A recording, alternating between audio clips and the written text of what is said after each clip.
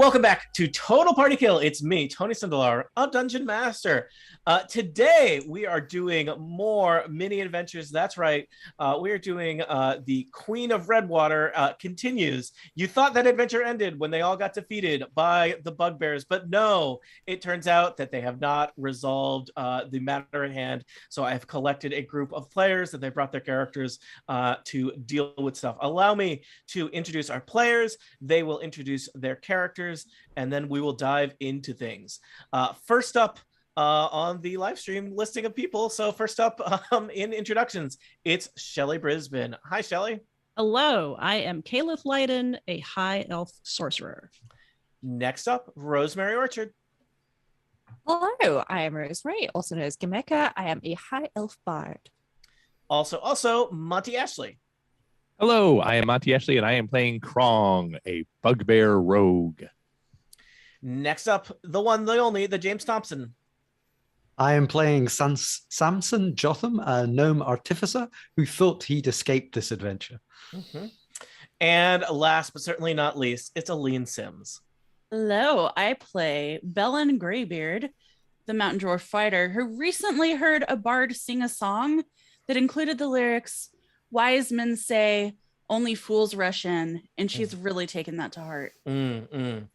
And helping me out running the stream, providing NPC voices as a very secretive operative. In some circles, he responds only to the code name The Biscuit. But here at Total Party Kill, we know him as Dan Morin. Dan, thanks for returning as assistant to the regional dungeon master. It's good to be back. I wish you hadn't compromised my operational security. I have to go. Well, you still have that fake name, Dan Morin. So, you you got that going for you. So, all right. Let us remind you what happened last time, because it's been a while since we actually played. A group of goblins and led by some bugbears has taken control of an ancient dwarven dam near the valley that the town of Whitesparrow sits in, and they have activated that dam and shut off the flow of water to all the farms in the surrounding area. So the people of Whitesparrow are suffering, and you were hired, recruited by Sheriff Ruth Willamane to go and deal with them. You navigated up the cliff sides across the dam and basically did kind of a frontal assault on the dam itself, which may not have been the most tactically advantageous way to deal with things. Many an adventurer was knocked unconscious. You did rescue a dwarven artificer who had been captured by the bugbears, and thanks to the quick work of Gameka, were able to escape with your lives, though many people were not doing so great. So 4 days have passed since then. You're all healed up, but the people of Whitesparrow are still not doing well. There's still no water, crops are dying, people are suffering, and I believe Samson Jothem is probably still despondent about the loss of his I don't know what is co-worker, partner, Best friend, I think. Best friend, a variety of only titles. Friend. Yeah, Your best friend is someone you made. The friend. I Let's all reflect on that for a little bit. Yeah, Are we not friends, Samson Jothem? Yeah, I mean, he said maybe not best spookily. friends. You didn't recognize me at the end of the last adventure, I will point out. You were covered in a cloth. Yeah. So the adventure is not resolved. So we join our group back in Whitesparrow. Please, at this point, you should be at full hit points. Any spell slots you've spent have been recharged. Any death saving throws you made last time, which are several of you, have been reset. You're doing better, but it is time for a different plan for how you're going to deal with this situation. I'm not sure what happens next. Well, I'm assuming that we are going to be in a tavern, because that seems to be the you standard. The Ever Shady Tavern, the only tavern in Whitesparrow. Slurping up onion soup, goblin onion soup, I believe we determined. It is. I will tell you, onion soup rations are limited due to the lack of water. So it is a dry, crunchy onion soup. It is basically an onion that someone has taken a hammer to and put in a bowl. So because there is a significant broth shortage in Whitesparrow. Good soup. So they're not paying the 1,000 gold? They don't have 1,000 gold. There was the whole situation where they hired you to deal with that. So I don't think less we got than 1,000 gold to do it. Yeah. So Yeah. You have significantly less than 1,000. You know, there may have been some discussions over the last couple of days as you rested and recuperated. You may have pooled your money and discovered that, I don't know, maybe you have 400 gold between you, which is so well short of 1,000. So Samson has a plan. An Please share. entirely foolproof plan. Blow up the dam. Well, I think he sort of pulls out a large blueprint and unrolls it on the tavern table. How official looking is this blueprint, Samson Jothem? This looks like he has spent most of his time drawing it and not as much time actually coming up with the plan. But So you're saying So he great drew blueprint, it, mediocre plan. not Yeah. necessarily from any information. He just drew it from his own beliefs Well, about what's out there. Samson Well, that's was, right. You were trapped down there, weren't you? You have yes. more knowledge. So I than have we do. insider knowledge Yes. of the workings of this dam. And you're an Um, artificer, and what's a dam but a giant artifact? Exactly. So I'm putting together a heist, and I need a crew. Danny Ocean. I'm in. Yeah. Yeah. So let's do it. I had How a whole many- how pitch, many- but I don't need the pitch. You've just all said yes. I mean, No, I'm I need the just pitch. reckless. You I had don't a- want to go back there. That was a big blow to my ego. So tell me more here. Okay, so it's a foolproof plan. There's just one slight issue. How many of you can breathe underwater? I am not part fish. No, Okay, I well- have some ability with spells to deal with water, to manipulate water in various ways, but I can't breathe underwater. Okay, well, it's Also, a small weird. detail. I'm wearing I forget what armor, like plate, or I'm wearing heavy armor here. Anti-float armor. Anti-float armor. Exactly. Yeah. Well- I have a so- feeling my ankle length dress might interfere with my ability to swim. Just a little bit. Okay, you we have can to deal. buy us new clothes is basically what we're saying here. Well, we have 400 gold pieces as we have established, and we are going to need to do some shopping. Oh, Oh boy, I mean, shopping. Well, I wasn't we're at aware that phase of the Whitesparrow had heist. stores. We're at the phase of the gonna guess heist where the we get our biggest stuff hat. together. Yeah, you can have whatever hat you want. could somebody just refresh my memory? Do we need to be worried about people overhearing us plot? No, here, you or are are we safe beloved. to- You're beloved heroes of the town of Whitesparrow. The tavern at this point. There are no other heroes available. Sometimes there are other adventurers passing through. The tavern is pretty sparsely. There's not a lot of people here, and the people that are here are relatively recognizable. We'll say miners and farmers, and the good salt of the earth working people of Whitesparrow. Except for there's one real weird looking guy over by the bar. Uh-oh.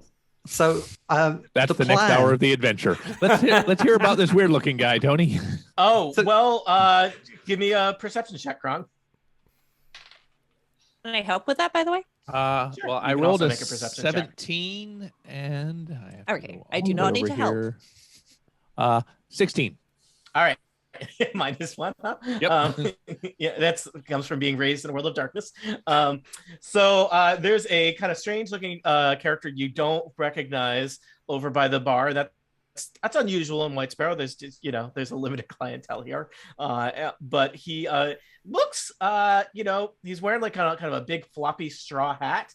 But you notice that he's got slightly kind of reptilian features, Krong, including kind of the lower half of his body is just kind of like, how a lot of humanoids have legs.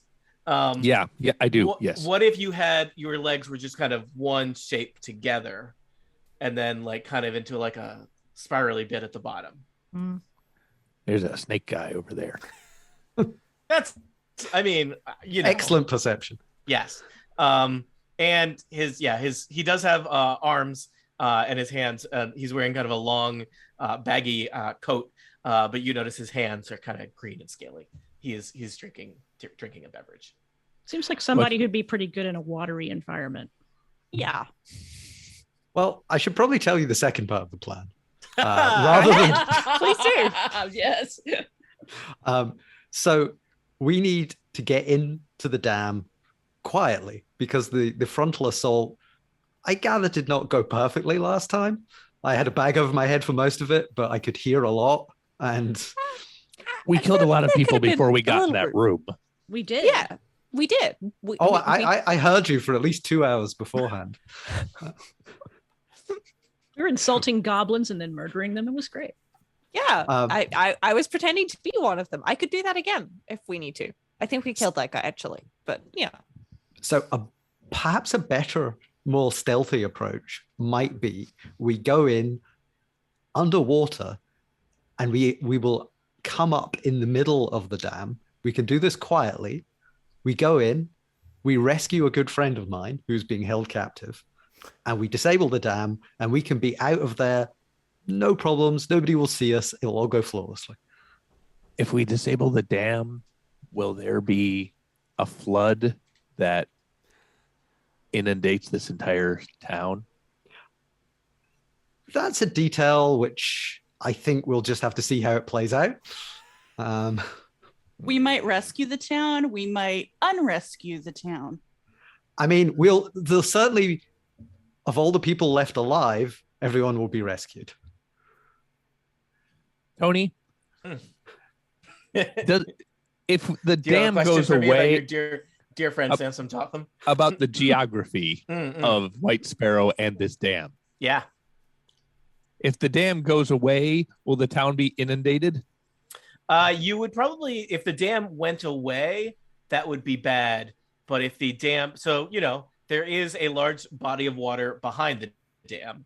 So if the dam was somehow obliterated, that would inundate the valley in water very quickly, which would be bad. So we don't want to disable the. Well, we don't want to explode the dam. Yeah, you don't want to disabling explode it. the dam. We So want let to wash it operate through. the dam. Yeah. The plan involves, You want to open using the dam. engineering expertise to Yes. carefully control release of water. Yes. Excellent, The, excellent. The bugbears have closed all the sluices and blocked off the flow of water. You would like to open those again. I do not recommend, nor do I think any of you have the ability to obliterate and explode the giant dam. I mean, we've got 400 gold pieces. Gold pieces are notoriously explosive when used in water. So yes, Little known fact. secretly made out of sodium. So yeah. If I make a machine that can turn gold into sodium, then we've got it. Yeah, I like it. But that's not the plan. But we're gonna need to find a way to get underwater for a significant distance so that we can come up inside this dam working. Does anybody have a submarine, like in their pocket? I left it in the other adventure. Dang it! I think there might be a possibility that we could find some potions that could help us with this. And all we need to do is find a shady potion seller. Not. Our eyes all Anybody go know over anyone of to the those? snake guy at the bottom. who is wearing a t-shirt that says shady potion potion seller? seller. Ask me about my discount potions. Okay, quick question. Do we need to be worried about being sold a potion that does not do what we expect it to do? Yes, I think that is. Excellent.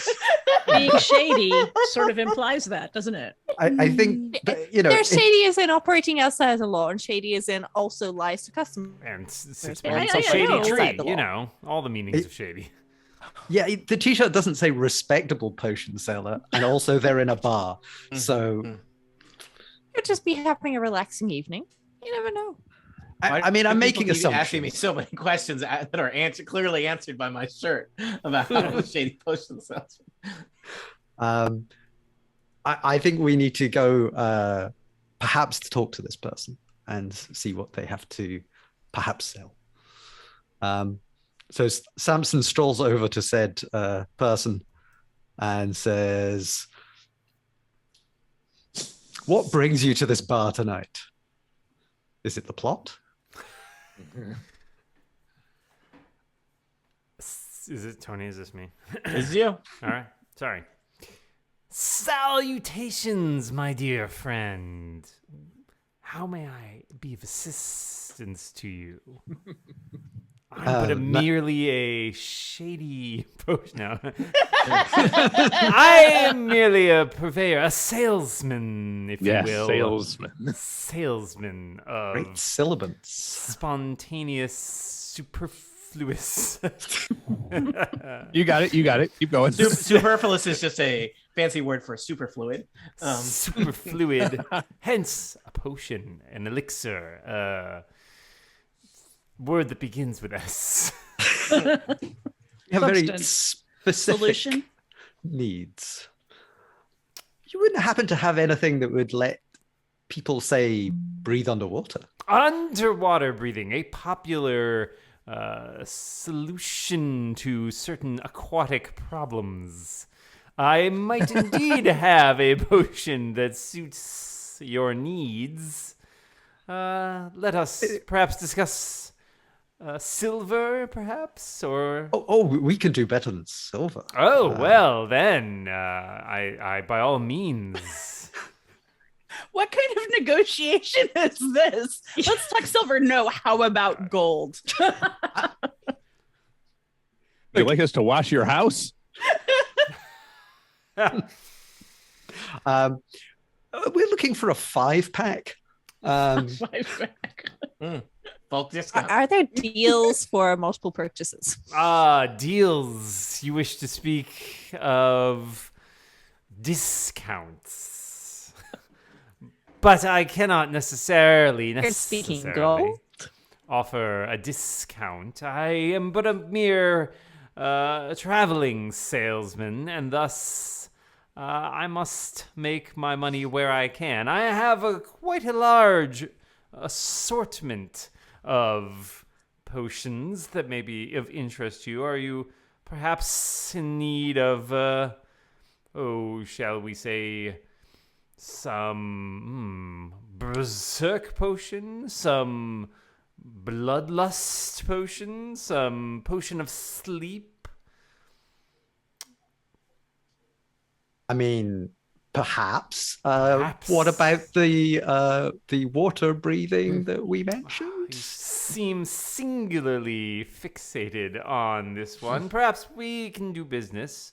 I will charge you a mere 180 gold pieces for a For potion. 5? That seems... For In- a singular potion. Oh, No, I'm afraid we might need to take our business elsewhere. Very well. You are more than welcome to. I assume there are many fine salespeople in this lovely village of Whitesparrow.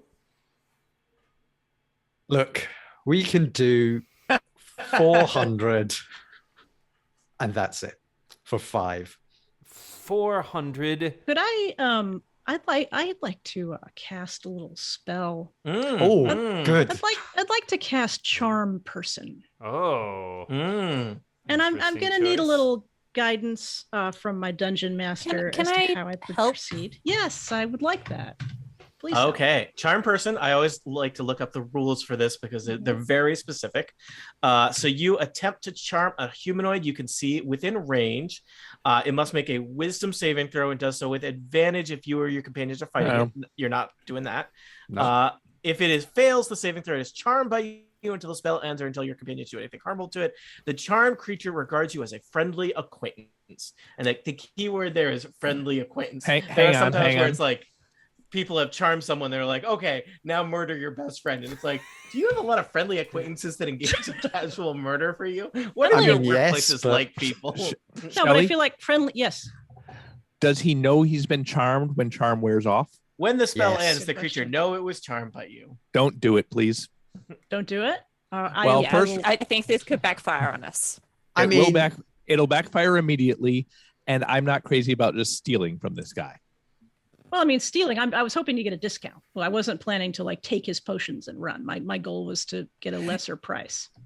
If you use charm person to get a better price than he would give you voluntarily, you're stealing from him. I mean, technically, he's stealing from us. What are you looking for? A friends and family discount? Yes, I would love to be your friend. Can I be your friend, please? Or at least a co-worker. Yeah. Rule number 1 of sales: no discounts for friends. Yeah. He's a good salesman. There is the challenge. I think if you try to charm someone and it fails, they would be aware of it.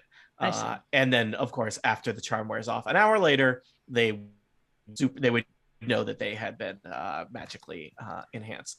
There is, there are some complicated questions here about what is the nature of being charming, not illegal. Charming people, that's a gray area through the use of magic. There would be a variety of cities in the world of D&D where using a charm person and any kind of business arrangement might be illegal.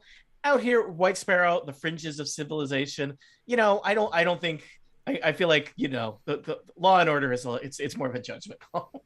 I mean, my concern is the risk to us more so than the law and order part. There is the situation if you try to charm someone and fail, it's they would be probably they would react hostily to you. So well, I will accept those warnings and I will stand down because I think you adventurers have some more experience. So this is actually my first adventure, my character.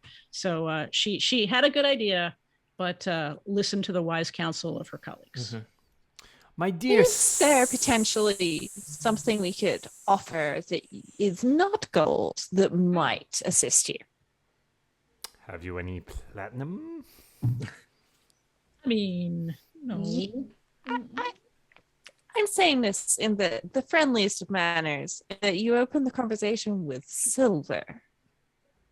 Yes, I accept silver, I accept gold, I accept electrum in relevant quantities.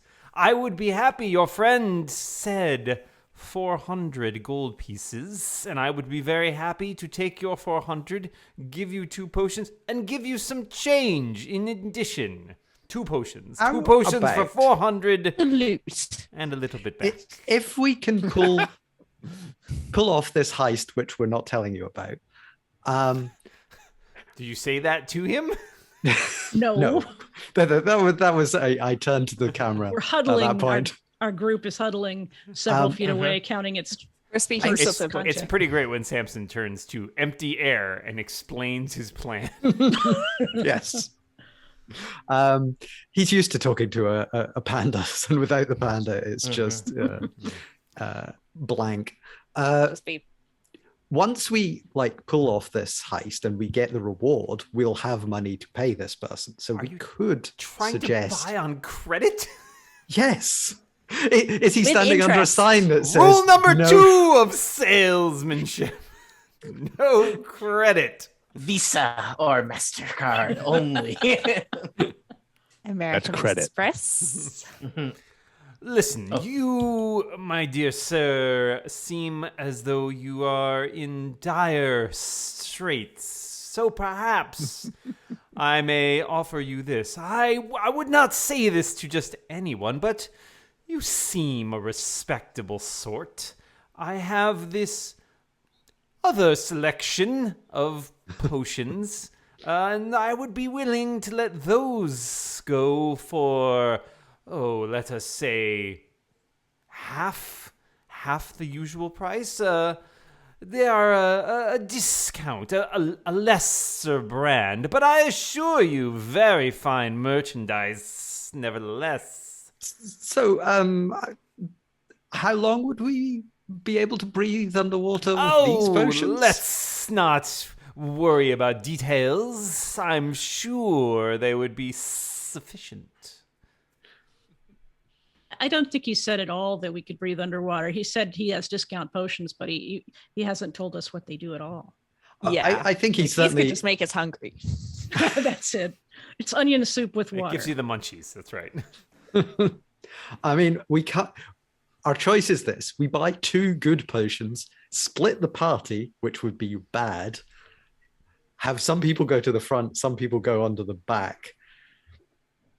How long do we need to hold our breath with this plan? It is quite a distance. I think How long? We're talking like half an hour to an hour, depending on how fast we're moving. Right. So discount probably not going to cut it, basically. I mean, they might cut it. It just depends how much we can trust. Speedy. Yeah. He wants 900 gold for us to save 1,000 gold. How many potions are included in the discount? One. So he said half price, so that's 90 each, which doesn't, like, we've got 400 gold. So we're still only going to get 4. We might be able to like get some shiny trinkets or something and make up the difference. I have a loot and jeweler's tools, if that is at all bargainable. Could you make a jeweled loot? You might be able to get them down to for all your money for 400. You might, the quality of the merchandise you're getting is certainly suspect. Right. Sorry. I can chuck in a disguise tool and a candle and a backpack if we need to. Oh wait, if I check in the backpack, I can't carry my bedroll. You have to carry all your stuff in The your real arms. gift of the Magi While you're situation. swimming through the water. Yeah. Let's cancel that. I see hesitation on your face, and perhaps I can make this offer more palatable to your taste. I will give you 5. Let us call it 5 of these discount potions for your 400 gold that I believe you said you had. Yeah. I hate to see a sail walk away. What about a sail drowning? I guess I'd like some assurance of the quality. You said these weren't name brand potions, but my concern is what the potion's function actually is. We haven't really discussed that. I assure you, these are underwater breathing potions, just as I said. Perhaps not the finest brand that I carry in my supply. Okay, so basically, we end up with gills that don't go away. I mean, that You'll would be have bad. to consult the side effects yourself. Can For I read 1 the in side 10. effects, please? Of potentially an empty bottle or something I don't wish to steal from you. Very small print.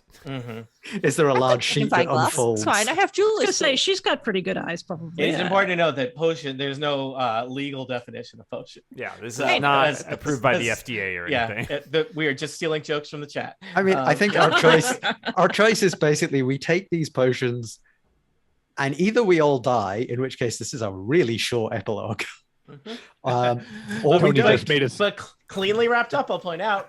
Yeah. Tony made us come back because he didn't like that we escaped last time. That's right. We almost got the TPK. One person, we could buy the potions. The difficulty is if we buy the potions, we buy them. But one person could try the potion Sure. if they wanted to volunteer, see how it worked. How are My- they going my- to communicate back to us that it That's- worked? that's Because they right. can't go there and Yeah. come back. If and they then go drown, again. Yeah. it didn't work. I think there is one other little detail from the plan that I may have left out.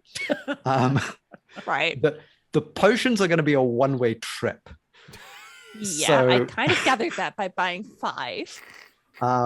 We are going to get in. We're going to save everyone.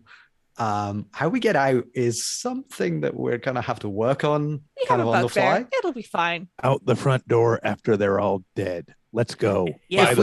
Buy the potions. If Yeah, we and can we- rescue my friend, I think we're not going to have a problem getting out. I mean, we Right. got out of the Wonderful. dam before. I feel like we can climb or do there are various ways to get out of the works of that dam, assuming we're not being attacked at the time. Yeah, certainly. Yeah. The nature of the dam, though it's not designed to be a fortress, has a lot of fortress-like properties. Getting in is significantly harder than getting out. So Yeah, I'm with Krong. Let's just do it. We let these people down. We can't even have soup anymore. Like, we need to figure this out. Not even worth living. Yeah. you just Have look you around seen the bar, warehouse? see It's that full of onions Yeah. just going to waste. you look Yeah. around. You just, as you're thinking about it, you Awful. look around the bar, the Ever Shady Tavern, and just look at the just sad, dejected faces of several Soupless people. farmers trying to eat an onion that's been beat up with a hammer with a spoon, and just looking real sad as one sad looking farmer puts his spoon in. And he's to get like a piece of onion. He's just got one whole onion that he's just kind of gumming at, and it's just Why like, don't this they is not just living, kinda people. Eat it like an apple. That would be much easier. Well, and it's it's hard. also- They're dedicated to the principle of onion soup, and it's hard. Well, it's to hurting change. their social lives too, because nobody wants to be around them because they all smell like onions now. I mean, they I were. bet if eating everyone onion smells soup. of onions, it's... Yeah, it's Yeah. I guess that's there's a point there, but even so.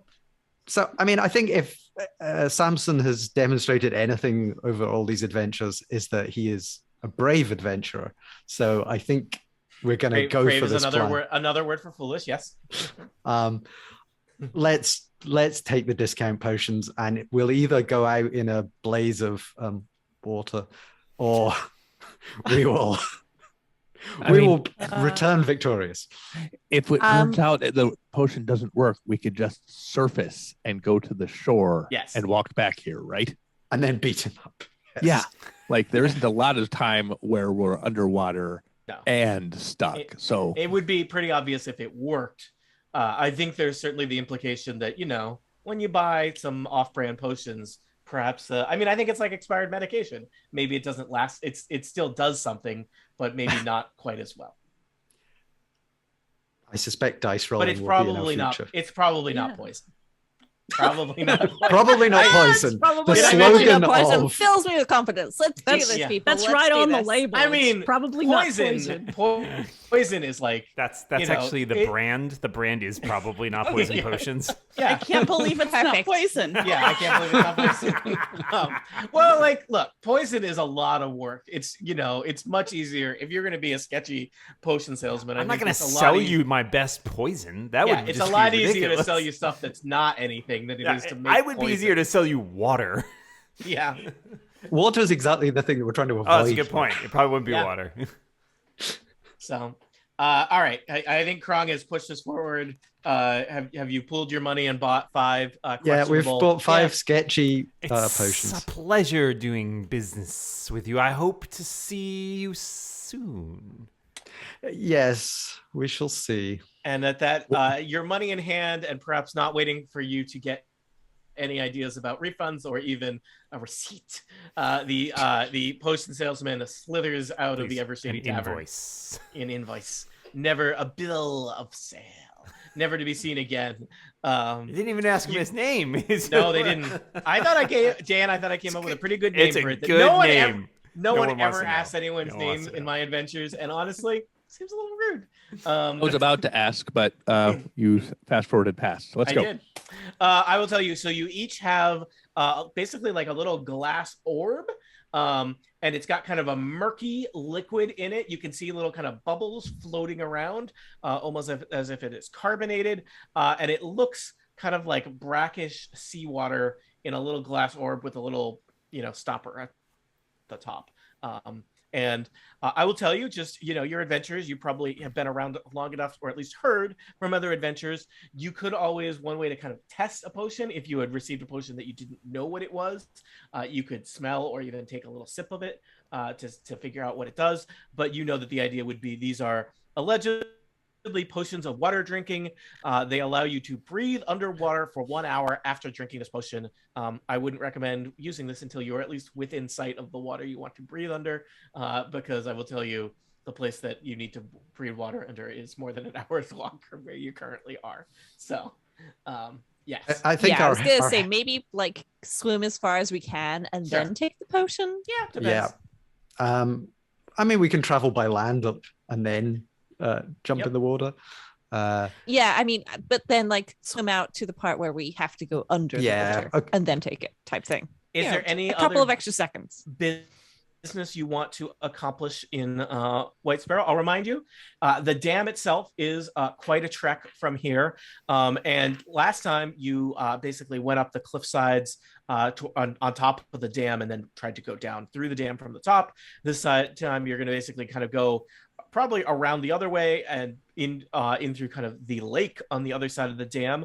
Samson Jothem, that area kind of well. There's this huge lake formed by the dam, and it looks like it was probably at one point. I'm just telling you what you remember from your travels. You're not there yet. Kind of a quarry that was was hollowed out that they probably used to manufacture the rock and stone for the dam itself. So it is kind of very steep cliff sides all around this lake. But Samson, there's a place where there's kind of a rocky beach that would probably be the easiest way to access the dam. I forget exactly how long I said it took you to get there last time, but I think the answer is more than a day's travel, especially to get kind of beyond the dam to this lake on the other side of the dam. To the beach. To the beach. Anything else you want to accomplish in Whitesparrow before you head out there? Kind of spent all our money. You did. So, is there anything particularly heavy that we're carrying that we don't need that we should leave behind? I'm thinking I've noticed I have an iron pot, and I'm thinking that might drown me potentially. But I think one of the things might be that if we're weighed down, we can walk along the bottom. Oh, okay. In that case, I'll keep it. So you might want to sort of like a one-way pot. You go down, and then when you drop it to leave it there. Yeah, this is the ballast that will keep us down and under the radar. If anyone needs ballast, that is there are I suspect between here and the dam a variety of rocks. Yes, we can keep all of our things until we get there. Yes, pro tip. We don't know what we're going to meet. Yeah, pro tip: wait until you're much closer to the dam to pick up a heavy rock. Don't pick up the first heavy rock you see outside the tavern and bring it all the way to the dam. Why not? Why not? But if you see a nice rock on the way, it's a pretty one. All right. Wait, do they come in purple? We're just going rock collecting, eh? This is the stuff of adventure. Building our own dam. Yes. Anything else you want to do? I mean, we're all pretty rested. We've got a reasonable amount of gear. Everybody eat some onions before you go. Yeah, we should take some onions in case we get hungry on the way. I mean, I assume those are pretty much free for the taking because nobody can do anything with them. Yeah, I think there's a sign behind the bar that's like onions, 1 for a copper piece, 5 for a copper piece. Free and increasingly crossed out. Yeah. So and we can throw them at people, if we need to. They can serve as ballast. If we need to fake crying at any point, an onion could be helpful. All right. Brilliant. So you set out, you travel over the land. It is, it's a hot day. It's summer here in the valley. And it is, there's just, things are kind of dry and not pleasant for your hike across the open countryside in the direction of the dam. And you do have to kind of scale up some kind of mountainous terrain and then come back down on the other side of that to reach the lakeshore that Samson Jothem was familiar with. I am going to take you to another map that I prepared. So you should see your characters in kind of the bottom right corner of this map. So there is a place where there's kind of a path down from the green cliffs to a sandy, rocky beach below. And I will tell you, just as you're kind of at the top of the cliffs, looking down, you have a perfect view of the kind of the beach and the huge lake reservoir beyond, created by the dam, and kind of just parked in the middle of this little inlet here where the beach is. I don't know, 30 or 40 feet out into the water, there is a rowboat, and there look to be two, I would say, greenish humanoids in that rowboat, just sitting on the lake. This might be a good point for that charm person spell. Oh, I was going to do something else to these guys. You are up at Prong, you're very I was gonna say, charming. Don't sell yourself we're a good ways short. away from them right now. Yes, we're you not. are very far away from them, and you're up on a cliffside. There is no way that they would be. You're like almost 100 feet away from them, up on the cliffs. They are oblivious to your presence. They're in a tactically here. They have a commanding view of the lake. They do not have a commanding view of the cliffs, up, especially the top of the cliffs where you are. I am not even going to make you roll any stealth or anything from here, in terms of you're up on the cliffs. So you have a pretty good bird's eye view of the whole situation here. Any questions about the map that I have loaded up there for you? That makes sense? No. There's kind of a switchbacky path over on this part of the cliffs. It's a pretty decent sized drop straight down there. It looks like there's like a bunch of just wreckage here that kind of a makeshift campsite. And then there's two. So how long have we been traveling at this point? I'm going to say this is like the second day of travel. So, okay. 85. Okay, Huh? so we've already had a rest. You've already had a long rest. Yeah. Can we So- recognize? Are we close enough that we can recognize who is in the boat? Why don't you give For me your a perception? perception check with disadvantage? Because you're far away and they're on a boat.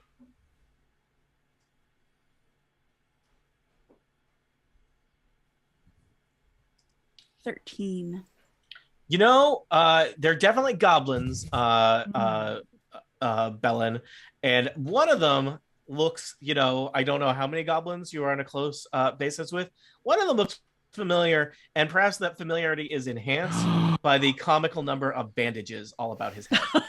I think I'm we gonna might know kill that this goblin. guy right now. I go up here and I hide. I'm not even gonna make you roll for it. Krong, you're hidden. This might be me being typecast, but I'm wondering if I could set the boat on fire. I mean, I think it's certainly possible to set a boat on fire. I'm not sure what mechanism you would use to do that. I would use a firebolt, which has a range of 120 feet. I'm going to take out my short bow. Mm-hmm. It's possible, you all have the element of surprise here. You could confer on an ambush. This is not necessarily a thing that you need to settle with violence, but sure seems like that's what you want to do. I mean, it does, doesn't it? I think I just feel like you went there real fast and with a glee. We may in other die. circumstances would be unsettling. The last time We I just saw bought that cheap guy, potions, and we had a pretty rough go of it last time. And Krong has a score to settle with that guy. I kind of get it. I will just mention, it does briefly occur to you, Samson Jothem, that a boat might be useful for some of your plan. I don't know if your excellent plan had a boat. I can see another boat sitting at the bottom of the water there. Mm-hmm. right there. Oh yeah, you want to use boat, an underwater? I'd just like to quickly interject with that boat currently has 2 people in it, and one of us is a bugbear, which possibly is a similar weight to 2 people. So we may need to. It does. There's not a lot about that boat that suggests that it's a 5-person boat. So, a 2 goblin boat is not gonna. Okay. A 2 goblin boat might be a bugbear boat. A bugbear. No extras. Can we tell where they're going? Did you say, Tony? I'm sorry. They're basically parked. They're just hanging out. They're parked in the middle of the river, of the lake. They're kind of parked in this inlet. They're 30 feet out. They seem to be kind of bickering. I think it's probably too far away to overhear them, but they're just sitting there. One of the goblins does have oars. He's not paddling. The other goblin's facing him, and it's just like they're just there. Yeah, they're not going anywhere. Are these boulders on the beach? Like, are those rocks big enough that we could hide behind them? Or yeah, sure, why not? Okay. I really want to kill the goblin grin. Who says I'm I in should? favor. I mean, if we're going to kill However, one of them, we might as well kill both of them. I was wondering if we can sneak closer and overhear what they're saying to potentially get some useful information before we kill them. Not preventing the killing. One or 2 of us could do that. It's so much easier to kill them from here without them knowing we exist. You can stay here. I'll go down and eavesdrop and come back and tell you you can kill them. All right, go ahead. Okay. All right. Gemika, I'm going to ask you to make a stealth check. Let's say that you have advantage because they are distracted. Okay. They seem to be basically kind of watching the lake and not watching the beach, which seems poor from a guard's point of view. I mean, I assume these are guards because they're goblins. That's what they do in life. I rolled a 19 plus 2 is 21. All right. You expertly pick your way down the sandy little switchbacks from the cliffs to the beach below and take up you find a nice little hidey spot behind a boulder of your choosing. And you are now, I think, close enough that you can hear kind of across their voices kind of carry in a weird echoey fashion across the lake. Dan, could you give us a little bit of And this elf lady said I had 7 toes, but you can see right here I've got 10 toes, grin 10 toes. That's what they call me. So yeah, why aren't you rowing? You're supposed to be rowing. Grin seems to be kind of berating the other goblin who is holding the oars. He is holding his foot much too close to another person's face and wiggling his toes. Yeah. All right. I used some of these 4 days to learn some new skills. Unfortunately, this came with the cost of losing some other skills, which means I no longer have the ability to message. So I'm just gonna signal up the cliff, wave, and let Kron know that he is good to go. I fire. I wanted to know what the information that you could have gained from that conversation, though, so is not going to. I was hoping that there would be something like, "Oh, there are 50 guards inside now." Yeah. Let's just like that. And the queen told me that she's gonna put her defenses. Oh. Now remember, we have to watch the secret door right there. Yeah. All right. Okay, I do have a small request for Krong, out of character. Is there a chance that you could shoot his toes off at first? No. All right. An arrow through the foot before an arrow through the head. We can cut the toes off the corpse if you He like. used to be an adventurer, but then he took an arrow through the foot. Here's what you're going to do. You all get basically a surprise round. You can basically take, it sounds like you're all doing kind of an attack. Some of your attacks may be limited in terms of what you can do by distance, or some of your attacks may be at disadvantage due to the long range that you're at. But I'm going to ask each of you to tell me what you're going to do as some kind of attack. Shelly, I'm just going to move Caleb up there. How do I do the range check? Oh, wait, it's over here. There's a little thing that looks like a circle with a rectangle next to it. I'm going to tell you, it looks like, Gemika, you are about 45 feet away from them. Other people, maybe more like 60 feet. Krong, did you have a thing ready to go that you wanted to do? So yeah, the goblins in the rowboat are Grin, from who you remember from last time. You might remember from last time, and an as yet unnamed goblin that I have a name for that we may never learn the name of. You can see it on the map. Okay, yeah, but you haven't been introduced yet. I don't think we're going to get formally introduced. So, Krong, it sounds like you were ready. Shoot him first. It's just, oh no, they got scabs. Spoiler, I shoot Grin with Scabs. my short bow. Okay. I have advantage because I am hidden. All right. What is the range of a short bow? 80 feet. Wow, that's not that short. Long I would call that a My medium crossbow bow. is also 80 feet. That's wow. I did not roll super well. 14 to hit. Dan, I can tell you. Grin's armor class is 15. An arrow plunks into the boat right by no. Grin's foot, Right, missing him. It hits the far side of the boat, so it lands below water level. So there's now a trickle of water coming into the boat. No. Now we just need to wait. Grin and Scabs turn around and look frantically somewhere on the cliff. Someone is trying to murder them. They haven't figured out. I will take where a yet. bonus action to re-hide. All right. I think a bird dropped an arrow on the boat.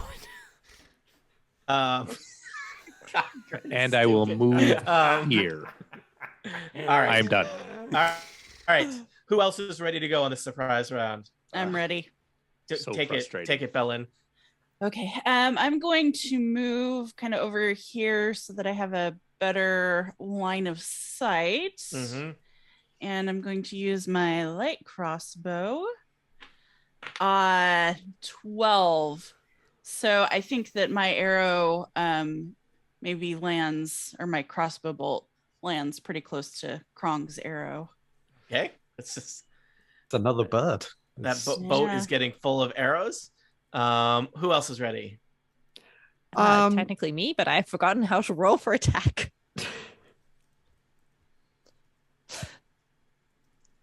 Same. I'm in the same spot. Okay. So to attack you, it's a 20-sided dice, a d20, and then you add your on your character sheet. You'll see hit/DC. You'll add that number to your dice roll, and that determines whether you hit them or not. If your score is higher than their armor class, then you'll hit. So I'm ready with my longbow. I don't know if I'm... Take your longbow shot, Shelly. Yeah. Slash Caleb. And I have a 16. All right. A 16 will hit. You want to roll? And I'm sorry, were you targeting Grin or other goblin? Grin. All right. Roll damage with your longbow. I forget what it is off the top of my head. 1d8 plus 2. There you go. 2.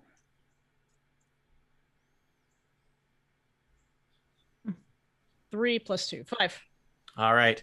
5 is a significant amount of damage for a goblin to take. Grin is like, you get him in the torso. Dan, what's that sound like? Something shot me. Just start rowing. Get us out of here.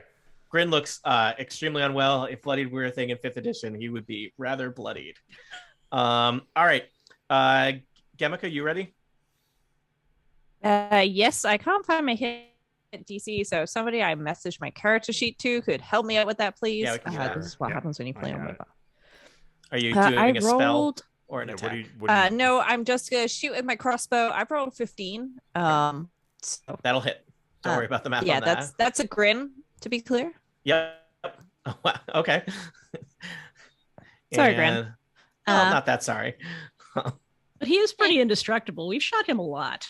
I mean, I impersonated him for a very long time. All right. Your crossbow for future reference. That's the new play. Yes. Go ahead. +3 to hit, and then it's 1d8 + 1 piercing damage. All right. Throwing a D8. 7. Okay, that would have been really bad if Grin was at full health. Grin collapses in the out of the boat. He falls out of the boat. Okay, into all the right. boat. This is Excellent. what The I saves us getting rid of the body later. Yeah. Perfect. Grin is now. I mean, he is But unless you unconscious. see a so I think body, he is he may be floating alive. face down with a crossbow bow and a longbow arrow. I guess I don't know if you can tell. Can you tell with an arrow what kind of bow it came from? Sure. Is this Yeah, like crossbow bullets? bolts are very different from longbow arrows. Okay. Well, are longbow Yep. arrows different than shortbow arrows? They're short. Yeah, they're longer. the short bow arrow is in the boat, right? All right. So yes, Grin is now floating face down in the lake with several artillery It's probably munitions Get my stuck arrow through him. Scabs, the as yet unattacked goblin who had to sit in a rowboat with Grin, looks. I don't know. I think this is a mixed bag for him. On the bright side, Grin is not there anymore. And On the Toad's downside, Battlefield promotion. Yeah. Yeah, on the downside, it may be that someone who is killing Grin wants to kill him soon. Who has not gone in the surprise round? Samson? I have not gone. Samson, what's your plan here? So I have a choice between I could use a short bow, which would work, and that gives me 1d6 + 2 damage, or I could use a firebolt, assuming that it won't set the boat on fire, and that gives me a 1d10 damage.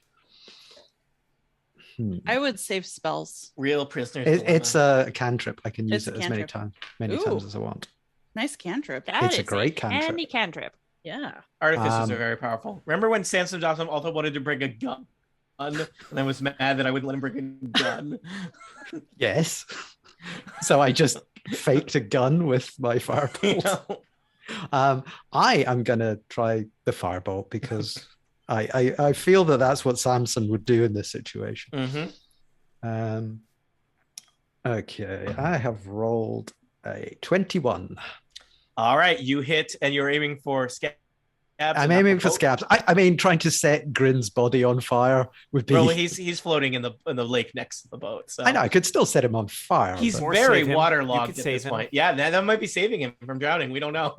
How do fire I think and that's water how work? it works. How Yeah, do goblins work? Yeah, Okay, I've been trained in basic life saving, but we didn't have firebolt, so I don't know how we would have used that. I do 7 damage. Dan, do you want to tell them how many hit points a typical goblin has? Not that many, and roughly, let's say 7. It is 7.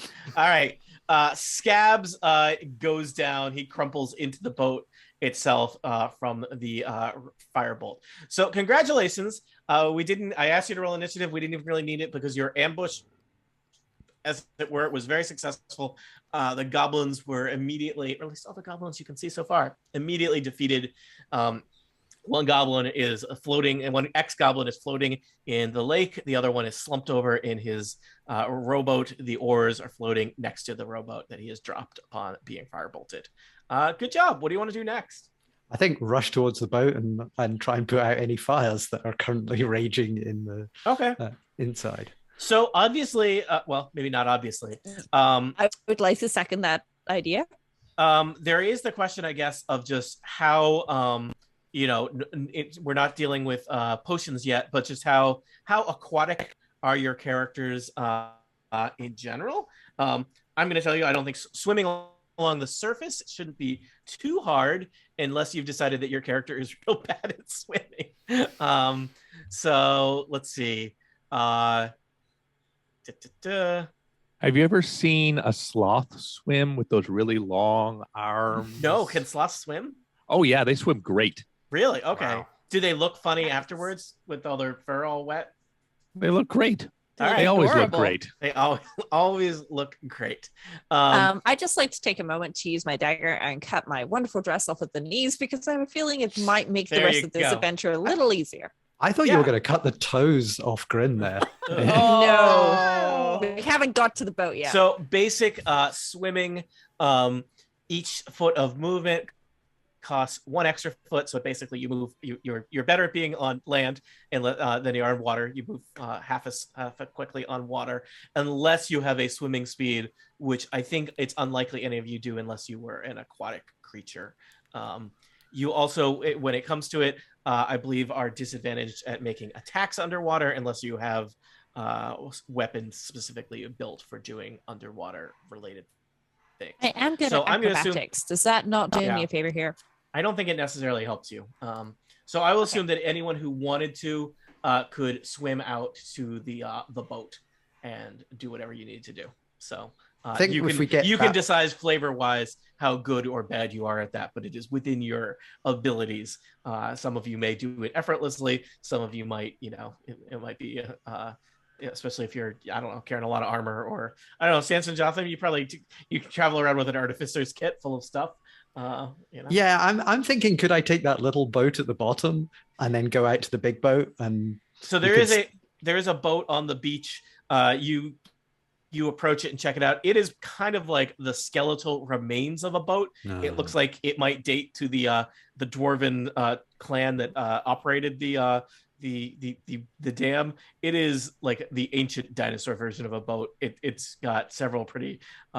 It's missing a lot of what you would consider the boat parts of it on the inside, but it is the general shape of it. So the seaworthiness of it seems.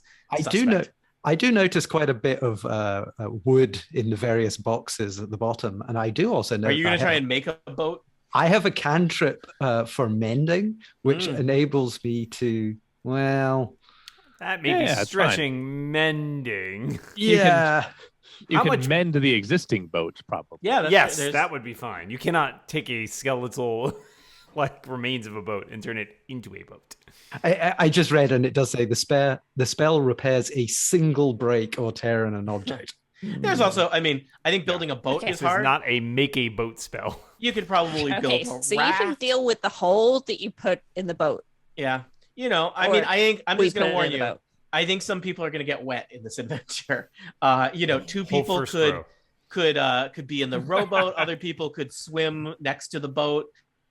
You've got options. But if this is like, yeah, I think if we could improvise a raft and then sort of tow that behind the boat. Yeah. Is that what you want to do? Yeah, we've got ropes. I'm like, Tony, what can't you do with ropes? Towing a raft with a boat is a reasonable use of rope. It's almost so reasonable that it's hard to believe that a player suggested it. I'm sorry for disappointing you. All right. So, you've decided that this, as part of your kind of stealth operation here, this is Samson Jothem. Is this all according to your plan, theoretically? Yes, this is exactly how. If you look at the blueprint, you can see like the little boat, everything. Sure looks like that was added recently. And the dead goblins. Yeah. The whole thing. I have an idea. Go ahead. We put the dead goblins in the boat and hide. So that way, when we get near the dam, they think it's just Grin and Scabs coming back. I like this Weekend at Bernie's situation. That's right. Okay. All right. This is not the worst plan. I would make a slight amendment. Significantly worse. They'll be surprised as to why they've improvised a raft that has a suspicious tarpaulin over. Will they? Hey, you've met Grin. Grin is unique. All right. Was. we fish the bloody corpse out of the water and put out some of the larger fires on Scabs. Prop them up. Yep. We sunglasses. Here's an idea. Can we just quickly dunk Scabs in the water to make sure that there are no remaining fires?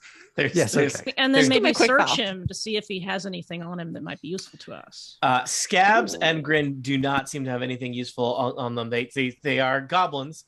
Their ways are strange to you, except possibly to Krong. Inside each of their pockets, they have a bunch of shiny stones, some little rusty bits of metal that they probably picked up in the dam, and Scabs has like a squirrel skull. That's a hard thing to say. Squirrel skull. A squirrel's skull is in his pocket. They don't have any money. Skull. They had short bows that they never got to use. And I would like to. Do I need a short bow? They are goblin manufactured short bows of inferior quality with goblin arrows of inferior quality, but you could have them. It wouldn't be a terrible idea to have extras. Yeah, sure. We could use them for firewood if exactly. Yeah. So you get the bodies of Scabs and Grin set up in the boat. You build a makeshift raft that will I'm not entirely sure how the boat is moving because the people I think who one of us got to row the boat. One of us is in the boat, like holding up. Somebody Grin. has a goblin corpse sitting on their lap while they have to row. And it's sort of puppeteering Grin. Hang on. I have a cantrip for disguise self. Oh. And I have previously passed myself off as Grin. All right, here's never mind the Grin corpse. Just let's just yeet that one out of the boat. Let him go. All right, Grin sinks to the bottom of the lake. Bye, Grin. So it's just you and Scabs in the boat. This may not be a cantrip. It is a first level spell, which you can cast. It's a spell, so I'm going to use a spell slot for that. Yeah, it's gone missing, and it will also only last 1 hour. Keep in mind. I mean, it might be helpful being later? Grin. Possibly. It'll take us less than an hour to get there. It's a cantrip. You can refresh it right before we get up. Not a cantrip. No, it's a first level, so I can't refresh. Okay. Never mind then. We could cast it when we're 3/4 of the way there or something. Yeah, that's a good point. Yes. All right. Right. So, I think we need to get out to a certain point, and then we drink our potions, and then we go under. I think looking at your plan, Samson Jothem, you might want to basically get to like where the water is up against the dam and then go down, right? That seems all right. If these things are only going to last like 10 minutes, the label says an hour.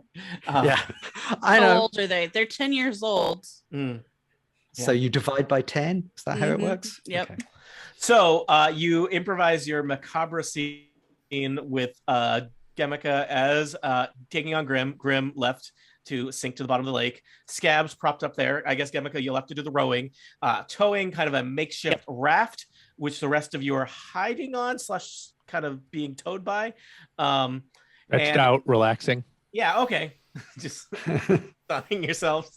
Palm trees on this rock by any chance? I made wearing beach shorts and sunglasses is a good look. Like from the wood from those crates, made some deck chairs, so we're just kind of like sitting. So you do that as you get closer to the dam.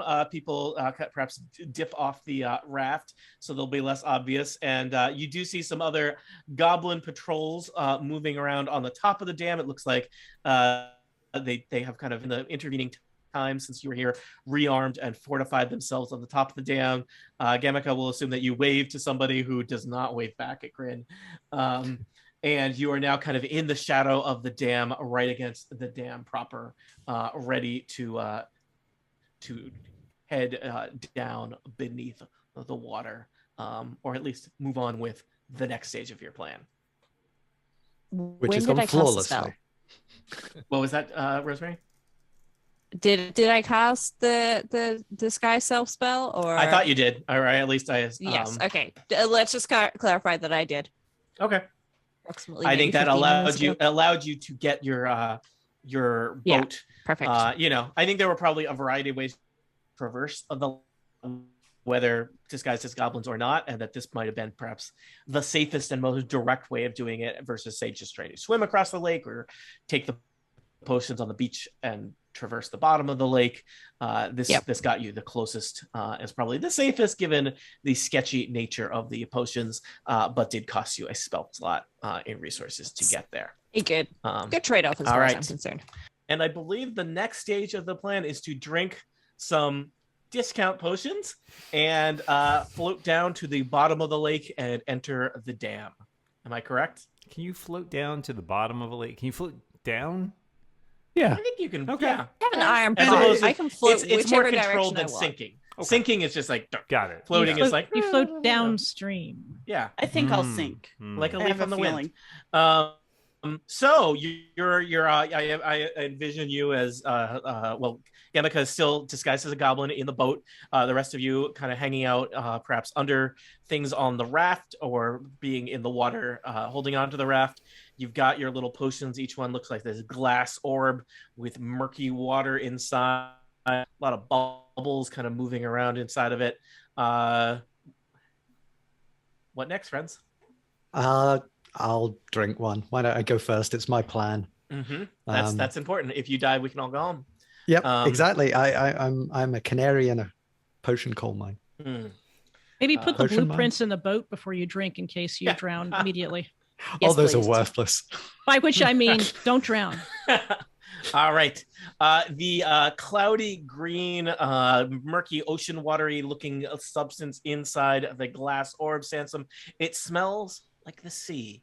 As you glug it down, the bubbles in it are actually kind of like a jelly-like substance. It's a little bit like boba, which is a little disconcerting because I don't think they have that in the world of D&D. So you kind of sputter a little bit on those. But I think it's it's down the hatch. It's in one go. You imbibe the thing. You are not poisoned. I am not asking you to roll anything poison related. You're still sitting there on the raft, feeling okay. I'll straight into the water. Let's see what this can do. All right. Do you just jump in, or do you stick your head underwater? What does that look like? I don't want to create like a big splash. Mm-hmm. I mean, physically, not You're like metaphorically. an otter just slicing into. Yeah, I'm just gonna just slide into the water. Slide in. All right, you slide in and you kind of push yourself underwater. Your body does want to be kind of naturally float up based on the air in your lungs and whatnot. And there is kind of the I think the disconcerting sense of where magically you have the ability to breathe underwater, but I think this is probably the first time you've done this, and it takes a little bit to kind of convince your body that you can breathe underwater. So there is kind of a thing where like you are just instinctively holding your breath because you're underwater, which is what traditionally you would do, until you basically can't hold your breath anymore, and you feel the air kind of bursting out of your lungs and the cold feeling as the water kind of rushes in, and it's almost like drowning, except then you're just breathing water. I stick one hand up above the surface of the water and give a thumbs up. I reach out and pull him out of the water. I always wonder what happened after the. Are you okay? Are you okay? So if I can breathe underwater, can I breathe above water? I believe so. Okay, just checking. It's a potion of. That's my interpretation of it. Dan, let me know if you have a different. It's potion of water breathing, not potion of only water breathing. Right. You can. I mean, this could be a very short adventure when we get out at the other end and then all drown in the air. I mean, we could just wait it out underwater. Just to be fair, flopping around like dead fish on the beach. Okay, well, I tell everybody that it seems perfectly safe, and we should press on. All right. I'll take mine and just like belly flop into the water and sink like a stone. All right, to the bottom. Bellin, you are first down to the bottom of the lake. I will assume that the others follow. Depending again how much you take to water like a fish or not like a fish, you may be sinking, you may be floating, you may have to actively kind of swim down toward the bottom of the lake. But you find yourself down there. It is kind of peaceful. It's very quiet. Does not seem like there's a lot of sea life around. The water is relatively clean and clear, so there is some sunlight coming in. But you're just standing on the kind of sandy bottom of this lake, surrounded by blue murkiness all around you, one way or another. I do a sort of SEAL Team 6 style gestures, point in the rough direction that we're supposed to go. Does anyone else acknowledge those gestures? I just say, what? And it comes out a little weird because we're underwater, but yeah, also we can breathe, so we can talk. It's a potion of water breathing, not a potion of water talking. Just to be clear, in the Forgotten Realms, SEAL Team 6 is a team of 6 SEALs who are well known for their synchronized swimming practices. That was, of course, the reference I was making. Naturally. Of course. I'm just sending my thought bubbles out to say that I'm following along. Happy to be here. I've had my potion. I took it with an onion garnish, sort of a Gibson kind of a thing. And now I'm ready to go. Crunchy. Gamaka, I think it's probably real hard to communicate underwater. Because I think sound travels poorly underwater. So you can certainly try, but probably complicated ideas may be lost, and hand gestures are going to be helpful. Unless we can do sort of whale level bass noises. Yeah, or is anyone secretly a whale? I mean, Krong is... I didn't know you spoke whale, Monty. Yeah. Krong has got quite a deep voice, so... Yeah. So lots of hand gestures, which makes for great podcasting. So you're kind of trudging along the bottom of the lake. Samson, you think you have a rough idea of where you're going to be able to get into the dam? You know, there obviously water goes into the dam. There is a variety of places along the dam where that could happen. And you specifically have one in mind that, you think will be helpful in terms of where it'll put you out in the dam, such that you can accomplish what you're here to do. And as you are kind of headed in the direction, you almost trip on something. There's something kind of, seems like perhaps somewhat obscured in the sandy bottom of the lake beneath you. And the thing that you almost trip on kind of moves suddenly and tries to wrap itself around your leg. Oh dear. I'm just gonna roll some dice. That's just something I do for fun sometimes. Roll this lucky green die. Samson Jothem, I rolled an 11. That will do nothing. All right. I will tell you. It tickles. The creature is now visible. There appears to be some kind of aquatic, multi-armed, large creature in front of you in the water. I'm going to suggest that each of you roll initiative.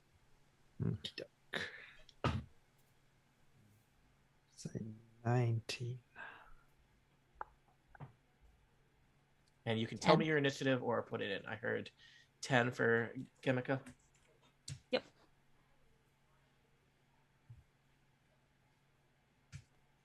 Nine for Krong. 9 for Krong. Dan, you want to roll for our creature? Sure thing. I've decided canonically his name is Otto. All right. I'll add that to the token. Thank you. Wait. Is a weapon spell, or is that the underside of a tentacle? That's the underside of a tentacle. I think that's the underside of a tentacle. Okay, I'm just checking. It could be a sort of Chewbacca style. Mm-hmm. Yeah, that's what I was thinking. Chewie style. Caliph, do you have an initiative? That's 10. 10. Okay. All right. Well, I think all of you have beat Otto, which is probably the most important thing. So your order will be based on initiative order. Samson Jothem will react first, then Bellin, then Gemika, then Caliph, then Krong, and then we'll see what happens to Otto. Samson Jothem. Well, my trusty firebolt. This is one situation where it's going to be pretty useless. Hope you brought a water bolt. What I did bring, which I'd forgotten since the last time we did this adventure, is that I have a sword in my arm, and that would seem appropriate. Painful. Well, It is painful. Every time it comes out, it's just I have to suppress a scream. The trick is not minding that it hurts. Don't suppress it. It's a good battle cry. Ow! What are you, a cut rate Wolverine? I've been called worse. So yeah, I will attempt to use my arm blade rapier to hit Otto. All right. So we got to figure out a few things here as far as underwater combat goes. So you are all in a, I don't think any of you have fought horrible sea monsters on the bottom of the ocean or freshwater before. So there are some challenges. Obviously, your ability to move around is impeded. You're swimming, so you will only be able to move half as much as normal. Some weapons work well underwater and some do not. So let's see here. Dan, I am reading that you have disadvantage on attacks unless the weapon is a dagger, javelin, short sword, spear, or trident. I'm going to count an armed sword as a form of short sword. If he has a long sword, first of all, he's a gnome. So by definition, if there's a sword in his arm, it probably can't be very long. It's a short sword. Yeah. And let's see. It also says range weapon attacks automatically miss a target beyond the weapon's normal range. You have disadvantage in general, and unless crossbow, net, or a weapon that is thrown like a javelin, spear, trident, or dart. And creatures in the water have resistance to fire damage. Because I have a question about the first thing you said. The thing I'm looking at says when making a melee weapon attack, a creature that doesn't have a swimming speed has disadvantage on the attack roll unless the weapon is a dagger, javelin, short sword, spear, or stride. That doesn't apply to us because we have swimming speeds, right? No, you don't have swimming speeds because you're not aquatic. Yeah, there's a specific. Okay. Yeah, your speed is you need to have, because you are not. You need to have be fins. Explicitly said. Yeah. Okay. So some creatures do. If there were like an aquatic elf among you or something that, they're called sea elves, Dan. A sea elf or a sahuagin, which are horrible fish monsters. Sorry, sahuagins, but you're horrible fish monsters.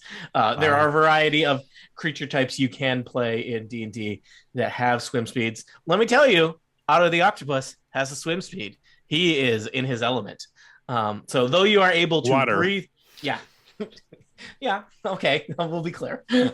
No, he's sand. Though you have the ability to breathe underwater, you are out of your element. You're out of your element, and it's a little bit harder to fight underwater, which you may want to think about in terms of being murdered by an octopus. So, Samson Jothem, we just determined that you do not have disadvantage with a short sword.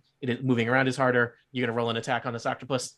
Yeah, I'm going to try and stab it in its octopus face. All right. So there is and this is, to be clear, this is a giant octopus. This is it's kind of 10-foot long monstrosity. It's got a huge head, at least 8 arms, probably just 8, lashing around with suckers on them. And it seems like perhaps it was just sleeping peacefully, and then you stepped on its leg, and it is unhappy with you being here. So, Samson, roll it. Does anyone speak octopus? I speak goblin. But no, I don't think it's the same. No, okay. They're pretty unrelated. I don't think we can talk our way out of this then. So I nearly had speaking to animals. Unfortunately, that is like I discarded that in favor of something else. Oh well, okay. Violence. You just feel like it's a misunderstanding. Oh wait, I have +3 on animal handling. Does that help us in any way? That if you wanted to tame the octopus, if the octopus wasn't trying to kill you, that would potentially help you. But except for the trying to kill us first, just still pissed off that we disturbed his afternoon slumber. Let's find out together, Samson. Okay. I feel try and kill us. I'm gonna stab it in the face, so it may be. Yeah, it's gonna try and kill us after that. Yeah, this is a one-way trip. I mean, this was a one-way trip for all of us. I'm excited for the heads up. It's a bad deal. I have rolled 19. All right, that is plenty to hit an octopus. Please roll damage. Okay, that's 1d8 plus 3. All right, Dan, I'll check damage on the octopus. You can do the octopus attacks, and I don't know if you have any octopus-related dialogue. I rolled 10. 10. Okay, all set, Samson?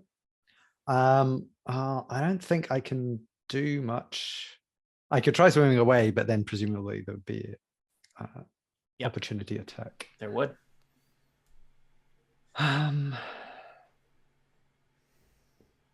But bonus actions. What do I have? No.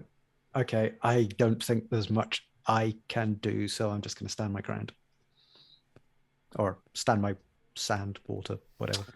All right, Bellin, you are next.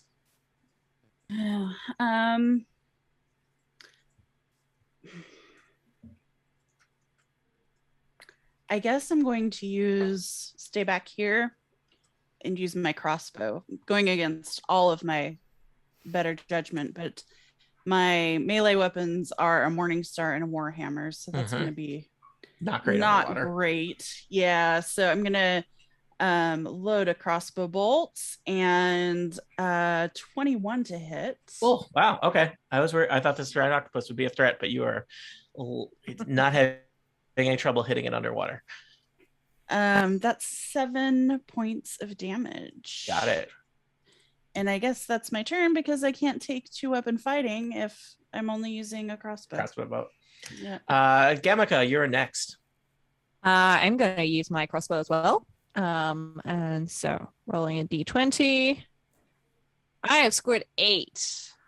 8 is the number of arms it has. Ooh. I don't remember my DC, and I can't find it because D&D Beyond's app is not sorry, I just had your character sheet open and then I closed it. Oh wait, it's +3, so it's 11. Let me tell you, 11, normally not the best number. It's like a kind of middling number. Our armor class of an octopus is 11, so that'll hit. Nice. Okay. They have a lot of hit points. They're not hard. One of the advantages of an octopus, they've got a lot of arms. That means there's a lot of targets. Okay. So I rolled 5 plus right. 1 means I do 6 damage. 6 damage. Yep. And I'm going to use my bonus action. And my bonus action is Bardic Inspiration, which allows me to add an ability check, an attack roll, or a saving throw. And I am going to cast Bardic Inspiration on Krong because I have a feeling that he may be able to do some damage here. All right. Who is next? It looks like Caliph is next. Right. I have a dagger. So we're just going to get up close and we're going to use that dagger. All right. Do you pull out your dagger and swim at the octopus's face or tentacles? You got options. I think let's go for his face because it's already wounded. Mm-hmm. So we have an 11 plus a 4 is 15. That'll do it. Tell me about damage. That is, hang on, switch windows. D4. That's not possible. Hang on. A D20, a D4. Here we go, like that. 2 plus 4 is 6. All right. I will tell you, you plunged your dagger into the octopus's head, and there is blood pumping out of the octopus. The octopus is just swirling around in the water. There's sand and octopus blood everywhere, and this octopus is in trouble and unhappy that it thought that, Samson Jothem looked like he was going to be a nice meal, but there seems to be several other people with Samson Jothem that are really just messing this octopus's day up. Krong? I'm glad to hear about all this sand and octopus blood floating around because I would like to hide. Okay. And the map just shows clear blue water. Yep. Until you guys got here, this was a lovely bottom of lake. Can I hide with a bonus action? Yeah. Okay. Well, I rolled a 24 to do that. That's all right. Well over the passive perception of octopus. We just checked. Yeah, octopus only 8 arms, not 8 eyes. So, I will pull a dagger from between my teeth and you get there the whole seems dangerous. Yeah, I've been swimming the whole time, just long arm sloth style. Okay. I attack with dagger with advantage. 17 to hit. That'll hit. Now I have a rules question. Oh boy. Am I surprising a creature and hitting it with an attack on my first turn in combat, or not surprising a creature? I don't think it is surprised. All right, that's 2d6 I don't get to use. Because it already lashed out at James at the start of the round, basically. 13. Sorry, Samson. as played by James. 16 points of damage, please. Oh gosh, there is a lot of octopus blood in the water here. This octopus, I think you probably took off a tentacle, Krong. The octopus is thrashing about and doing extremely unwell. Krong, are you all done? Yes, I am. Wait. Is that including the bonus attack roll that I gave you? Oh, it was a bonus to an attack roll. Yep. Not to damage, but to an attack. Okay. Here we go. I'm holding on to it till I need it. All right. Dan, Otto is next. I think Otto should try and kill somebody before Otto is killed. That's a good idea. Well, there are a few people up in front of it. I'm going to say that Caliph looks like a tasty treat. Yeah. Oh, boy. And she stabbed Otto with a dagger. So I Otto in the was head. not happy In the about head. that. Yeah. So let's see. He's going to lash out with some tentacles. Let's see how this goes. That is 24 to hit. Oh dear. Ooh. So we would compare that to your armor class, Caliph, which is 15. I think 24. Yeah. So, and you have, I remember last time there was a lot of discussion about shield. You could theoretically cast shield to give you a +5 boost. That's not going to get you to 24. That's still going to. Yeah, so I wouldn't use it. I'd save that for another time. So the octopus lashes out. It's to wrap around you. Dan, are you going to say something? Yeah, so you also take 10 bludgeoning damage Oh, from it. jeez. And here's the bad news. So first up, 10 damage, which is a decent amount of damage to take at level 2. And also you are like the octopus is basically like giving you just a big old hug. You can not the octopus has it's called being grabbed. You are restrained by the octopus, who would just like to, I don't know, maybe if you were some kind of crab, he would like crack you open and feast on the so you can't go anywhere until you break free of the octopus's grasp, or the octopus dies, which which may also happen very soon. But yeah, so probably everybody else basically sees the octopus kind of swirl around in this cloud of sand and blood and basically just try to envelop Caliph. Samson Jothem, you have a front row seat of that situation. I think I'm going to hack at any limb that is trying to restrain her. And yeah, I think my all-purpose sword arm will give that a go. Thanks, Samson. That was, again, I believe, 24. All right, that is very unnecessary too. And you all have done well in terms of using weapons that don't have disadvantage underwater. So that'll hit. Roll some damage. 1d8 plus 3. That is an 8 plus 3. So that's pretty good. 11. All right, there is good news and bad news. So I'll give the good news. That's the kind of dungeon master I am. The good news, Caliph, is you are no longer grabbed by the octopus. Hooray. Dan, do you want to deliver the bad news? Well, the bad news is for us, Tony. The Otto the octopus is not doing great. And Otto the octopus doesn't really have a decision to go. So a cloud of ink spews forth as you deal death to Otto the octopus, enveloping all of you in dark, murky waters that make it a little bit harder to see, but you're at least convinced that you probably have seen the last of this particular octopus. But you got inked. I mean, that's a good disguise when we're going in. We'll have the sort of like... you're all inked up. Yeah, exactly. Just put a little just across the, Yeah, emerge from the waters. Yeah. Krong with his dagger still between his teeth. What color is bugbear fur usually? Kind of a brown black. I think at some point I established that bugbears use blood to like slick it back. So with a little extra tint of... so it's actually been cleaned off by the lake, but it's not been dyed, possibly somewhat more permanently by octopus ink. Just layers. There's a geological... Yeah. Yeah.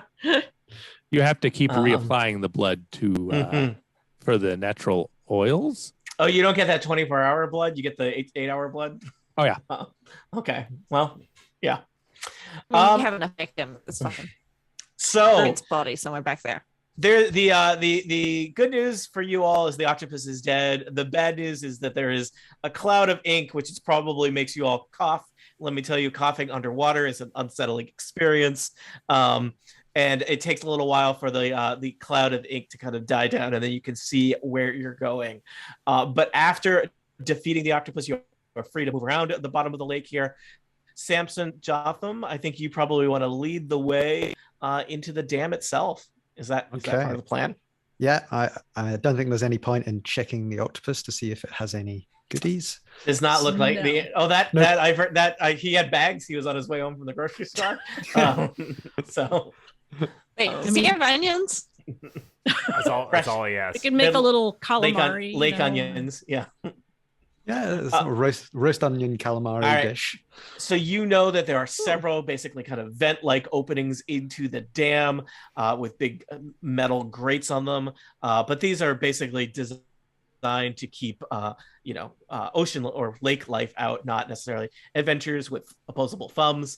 So Samson, do you want to give us some kind of check for finding your way to where you want to go inside the dam? Okay. Perception check? Sure. Well, that would be a 21.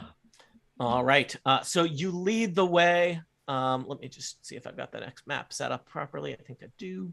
And you after a little bit of traveling, total time underwater, probably less than 30 minutes, which is probably about the safest you could push it with those discount potions, to be honest. So after defeating the octopus, Samson leads the way up through some watery tunnels, and eventually you climb up and emerge inside the inner workings of the dam, and get to breathe air again, which is kind of a weird thing, as your lungs are now like half full of water, half full of air, but the potion is allowing you to continue breathing. But it's nice to be out of the water. The potion of water breathing allows you to live underwater, but it doesn't do anything about the fact that you're just cold and damp all the time.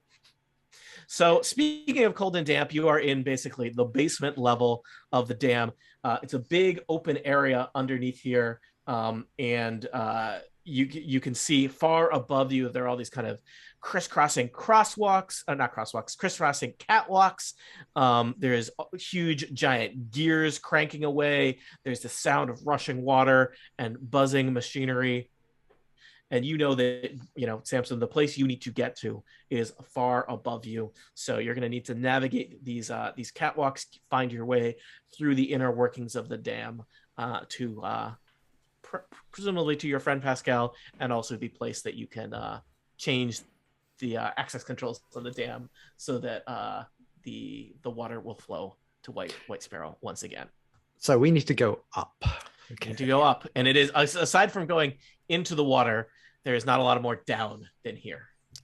Up it is. How stealthy can we be? I would say pretty stealthy, especially nobody's going to be able to hear you because it's real noisy in here. Okay, well, I will head to this ladder and pop my head over the top and see what I can see. All right. There are a variety of ladders leading up from this area where you have emerged from the water. And I will tell you, you pop your head up, you climb up a ladder. It goes this is a tall, thankfully it's sturdy, well built, fine dwarven craftsmanship, good dwarven ladder. It goes up about 20 or 30 feet, Samson Jothem, off from the floor of the dam area here. And it leads up to this catwalk, and you can see the catwalks kind of connecting, and a kind of a large area of catwalks beyond. You can even see it looks like there is some kind of like a guard station or a break room kind of area on the catwalks, and of course the floor of the dam mechanisms are below. Everything is just oppressively loud with the rushing of water, the turning of gears, the buzzing of machinery. Though maybe, I don't know, maybe for an artificer you love that kind of white noise. Yeah, that's how I get to sleep at night. Yeah, you power up a giant turbine. I feel I should just mention I'm probably still disguised as Grin right now, which may or may not be useful. We probably have like 15 minutes left on this. Okay. You should probably go first then. All right. I don't know where I'm going, so I'm just going to let you kind of propel me along with like. Well, that's the perfect way to impersonate Grin. Is just wander around aimlessly, like you know what you're doing, but you don't. I mean, we could do the whole there we go. Prisoner escort bit. That's worked before. Grin definitely captured like 4 or 5 of you. That makes perfect sense, including a bugbear. That is complete. Wait a second, bugbears. Goblins are great at identifying different bugbears, so actually Grin and a bugbear might have caught 3 people. Yeah, don't worry about me. Plausible. No one will see me. There we go. This is a creepy, shadow-filled place. I love it here.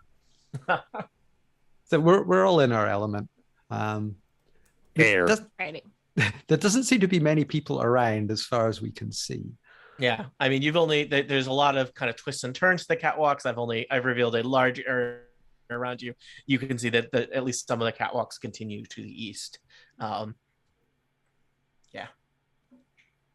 Well, do we want to do any forms of deception, or are we just going to keep going for now? I think just keep going. Okay. So everybody. Are we comfortable that we can see everything we need to see? Because I have a light cantrip. If we needed any light, I'd offer it. But it seems like we're doing pretty well so far. I have dark vision. Yeah, so. I had remembered that Samson had dark vision. It is not well lit in here, so it is dark and murky. So yeah, especially if you needed to operate anything, light might be important. Gemeka and Krong also have dark vision, I believe, as does Bella. Yeah, I have dark vision, and I have a dancing lights cantrip where I can cast 4 torches. Not gonna lie, literally all of you have dark vision. What? Okay. Wow, you guys are like the special. You guys brought the special forces team. I mean, they're SEAL Team 6, man. Yeah, we are. None of A, 5 of them. B, and also none not of them SEALs. Are SEALs. Yeah, not SEAls. Well, and they got their night vision goggles. Even though I was an Octopus's girlfriend for a moment. Even the word team is kind of loosely applied to them. Okay, we'll work on it. Not SEAL 5, Group 5. Continue. Colleagues or work acquaintances. Okay. Well, let's head on. I'll head on over here and peer through the darkness. As you peer through the darkness, Samson Jothem, other people feel free to bring your characters close to the vicinity of where Samson Jothem is. You can see that there are more catwalks beyond you to the east, over a big channel with a spinning turbine thing, and you can see through the darkness several goblinoid figures moving around. Some of them seem to be patrolling, others just seem to be kind of leaning on a railing here or there. There is in fact one pretty much straight ahead of you through the gloomy darkness, though his back is to you. He's looking in the opposite direction, so he's about 30 feet away from you. It looks like everybody has climbed up the catwalk, so there's this one platform here that looks like it might have been some kind of guard room for the guards. There's a filthy goblin table and some goblin chairs around it, and some shoddily made goblin cards on the table. Are the chairs filthy? The chairs are, everything about it is filthy. It is covered in a thick layer of sweat, soot, and grime made from the combination of sweat and soot. Wow. I don't know why there's soot.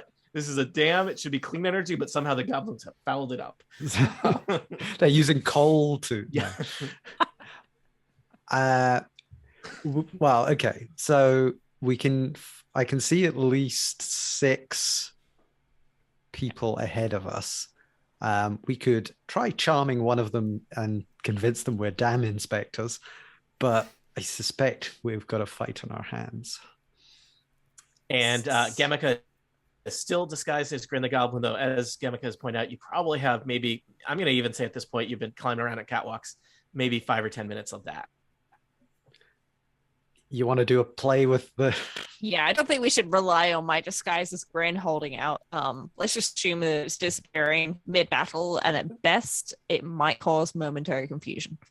I mean, they will think that Grin has finally lost it, but they've all suspected that would happen. Perfect. Yeah, I mean, he was demoted to boat duty. He was, he was a liability already. Mm-hmm. I say we just attack these guys and get it done. Get it done. Yep. Let's do. All right. Let's surprise them. Do I remember that Krong gets a bonus for surprise attacks? Don't worry about it. I think so. Okay. Well, I was just going to suggest that maybe Krong would like to go first if that is the case, because if Krong surprises them, I think we can all probably get a surprise in if we shoot Here's first what I'm and gonna ask ask you to questions later. All of you, I want you to roll a stealth check to launch an ambush on these goblins. And so I'm going to say you have advantage. It is not going to be that hard to be stealthy in here because of it's not well lit and it is real noisy. At a critical hit anyway, so I think I'm good. All right.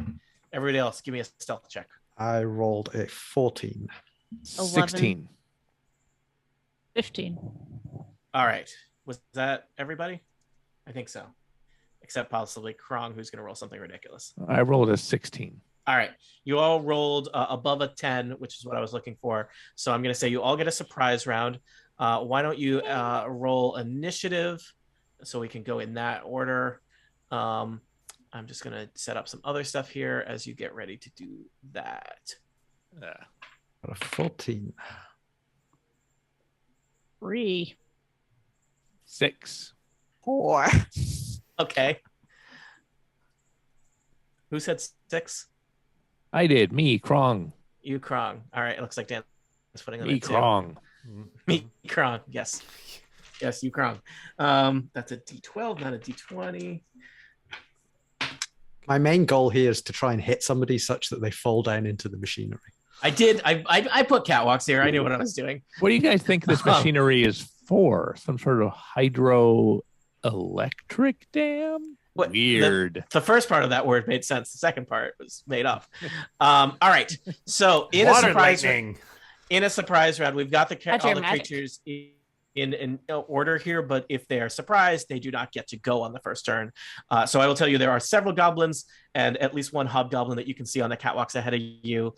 They don't go.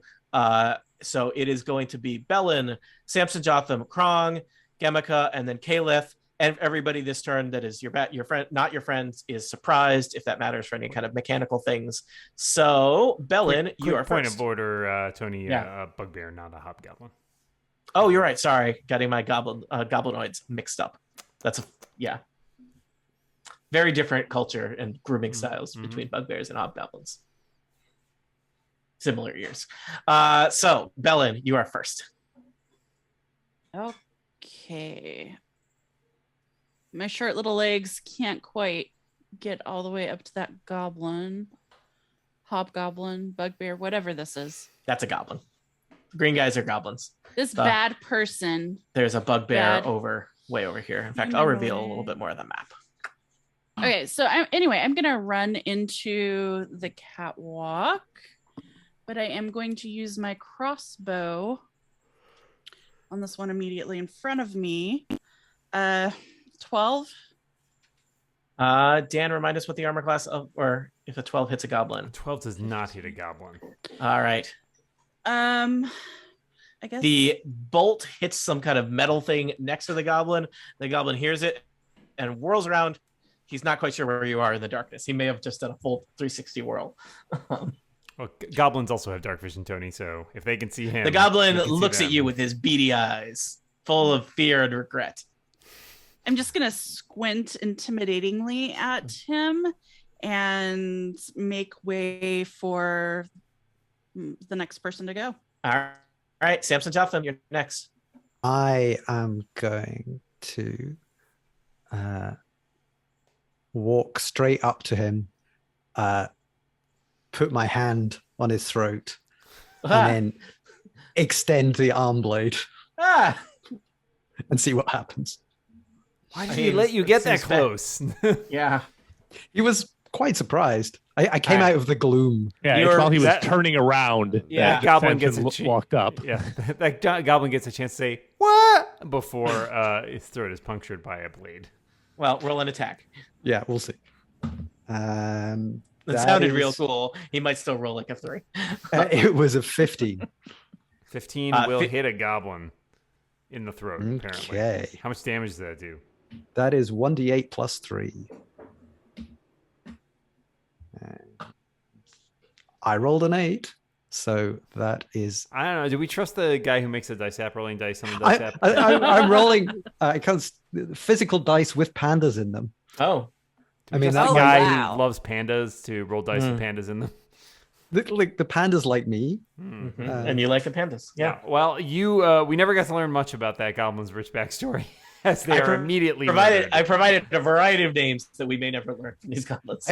I push him sideways into that cog that is. All right. I hope that wasn't an important cog. Clangity clang clang. Crunch. Yeah. Goblin. The other goblins are surprised by that, but not entirely sure what's going on. Krong, you are next. I would like to shoot this bugbear that's 80 feet away from me. Wow. With my short bow with a range of 80 feet. Okay, nice. I should have built the map slightly bigger. Oops. One tile bigger. Yeah. I scored a 16. That is the armor class of a bugbear, as you might remember from your big fight with the Queen of Redwater and her various bodyguards. So your arrow just hits that guy like in the side. Like he's just standing there with his arms crossed, guarding this ladder, just kind of looking at all the goblins, making sure they're doing their guarding, and you just hit him in the side of the torso with an arrow. Roll damage. This time, have I surprised a creature and hit it with an attack in my first turn in combat? 6, 8, 14, 15, 18 points. All right. That is real bad for this guy. Krong, as you stare through the darkness, you in fact recognize that this was clearly you know you were never on a first name basis with him, but I believe your adventuring group referred to him as East Bugbear. We meet again. Sort of. You're not really that close to him. Yeah, you're 80 feet away. We meet again. You say from the other side of a soccer field. I will move and I will take a bonus action hide because it's so dark and spooky here. All right. I think it's Gemika and then KLF. All right. I'm gonna pull out my firebolts as well because more than one person can have fun with firebolts. And that is the worst made safety video I've ever seen. I rolled a 19 plus 4 is 23. And I was going to aim at the bugbear as well because the firebolt has 20 feet. Okay, so a bolt of fire lights up this dark, shadowy room full of machinery as a bolt of fire hits from one cross. I keep wanting to call them crosswalk. That's not what they're called. Catwalk to the other. What happens to somebody who gets hit by your firebolt? They get 1d10 damage, which turns out to be a 9. All right. The smoldering. The bugbear. The rich backstory of that bugbear. Yeah, that bugbear is smoldering and topples. We're gonna say he topples forward off of the catwalk and conveniently lands in a rushing stream of water 100 feet down below. That will put out his burning corpse. Can we put a Wilhelm scream into the podcast? If we could afford the license. You get those.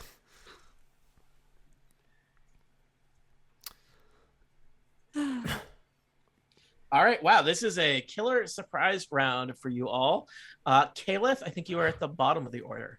I'm still feeling a little wounded and shaky as I am. I'm going to stay back a little bit, but I'm going to pull out my longbow and I'm going to, which is 120 feet, I believe. So pick me out one. I can't move myself, but pick me out one that's pretty good distance away, a goblin, and I will be happy to shoot it. Sure. There's the farthest away goblin is like 85 feet, which I think is still That'll be great. That's within my range. Yeah. And so we have a 20. That definitely hits. Roll damage to see if he is wounded or murdered. Damage. That is 3 plus switch window is 7. That is the number of hit points of a goblin. That goblin screams as he tumbles into the machinery below. All right. That was a rough opening round for goblins. It's a great opening round for people who are not goblins, which is you guys. But it's going to be we're going to see what's going to happen for Team Goblin. So we are back around to the top of the order. This time it's not a surprise round, so our guys get to go. That's great. But there are, so it would be the bugbear's turn, but he is floating face down in a channel of water smoldering. So Bellin, you are next. You're about, you've headed down the catwalk. Krong and Samson Jothem are ahead of you, and you see at least 3 other goblin targets ahead of you as well. Yeah, so I think I'm gonna run as far as I can, and again, with my crossbow, aim at one of these presumably bad humanoids. I think I'm gonna take aim at the one furthest north. Mm-hmm. And attack actions, crossbow. Oh, only an 11. This crossbow and I don't know. You're more of a Warhammer person for a reason. I really am. I guess that's it, because even if I had dashed, I wouldn't have been able to reach any of them. So okay. Yeah. Samson Jothem, you are next. You are on the catwalk a little bit behind Bellin. Several goblins are on the catwalks ahead of you. I can't run far enough to make up the distance, so I'm going to have to... I'll use a firebolt as well. It seemed effective, and it looks good in the dark, just... It does. Very much Yeah. fun. Very cool. So much fun. Nice. I have rolled 17 plus 5. That seems an unnecessary 23. Yeah, which goblin were you targeting? I'm gonna go for the one closest at the bottom there. Okay. Just because it gives the other ones, they have to make up more of a distance if they want to get close to us. Well, it does look like the goblins are armed with bows. Roll some damage on that goblin. Okay, so that is a 1d10. And that is a 6. All right, that goblin is seriously wounded but not dead. I don't think I've got really anything else I can do. Okay. Although I have realized that once we get Pascal, we will have 6 people. And then we will be Steel Team 6. Okay. Keep working on that. Krong. I'm going to shoot the northern goblin. All right. With my short bow. I have rolled a number, which I will say 18. Plenty to hit a goblin.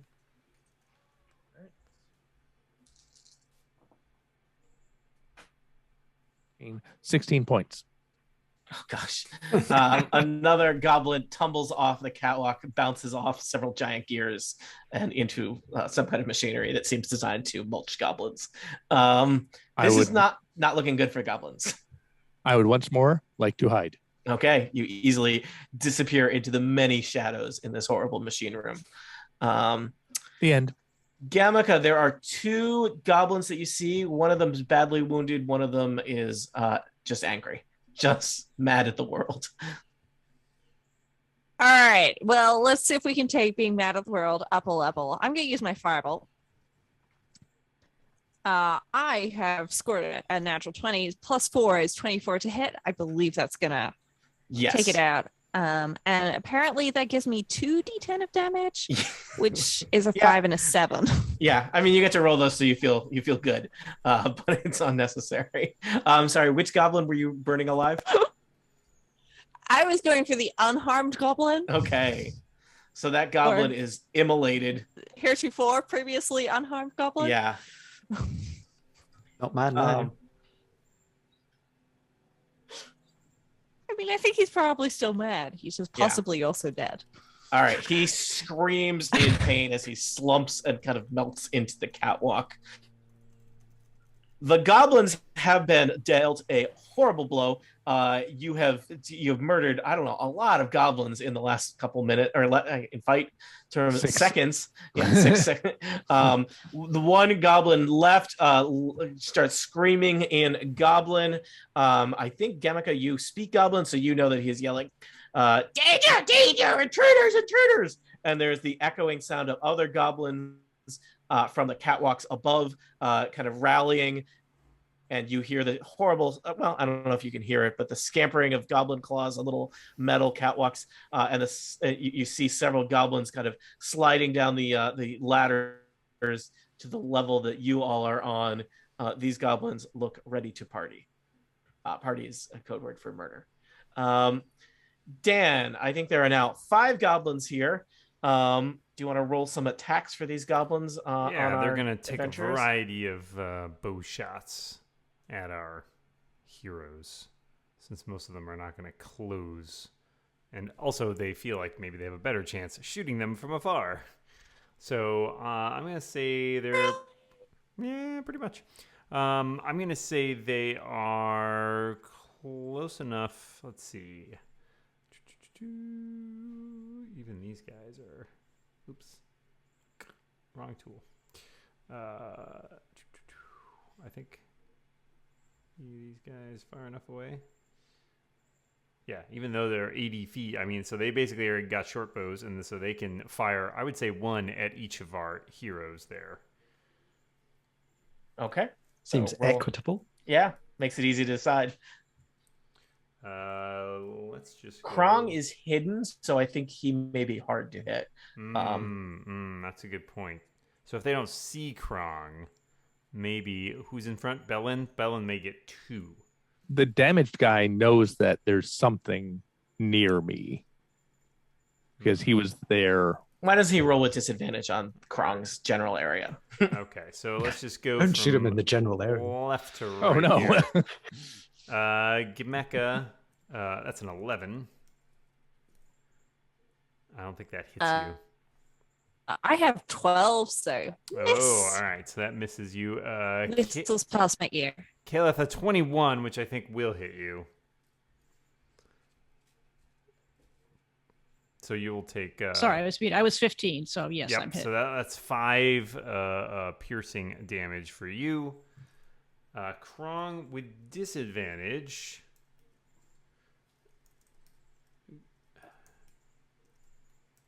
is hard. They stave off that critical. However, they will get a 19. Or sorry, an 18. That will hit. 18. That will hit. Yeah. All right. So he's just firing arrows into darkness, and somehow one of them hits a part of darkness that is Krong. So 5 piercing damage to Krong. Very well. Samson, 18. That is going to bounce off. Oh, an 18? Wow. What is your AC? 19. Oh, wow. As we discovered previously, Samson is a tank, even though I thought he wasn't. Yes. Yeah. Samson should be up front. Yep. Bellin, you got a 20. Yep, that hits. That'll be 5 damage to you. All right. Our adventurers are peppered with arrows and have taken some damage now from the goblin reinforcements. Will they be able to continue their merciless onslaught?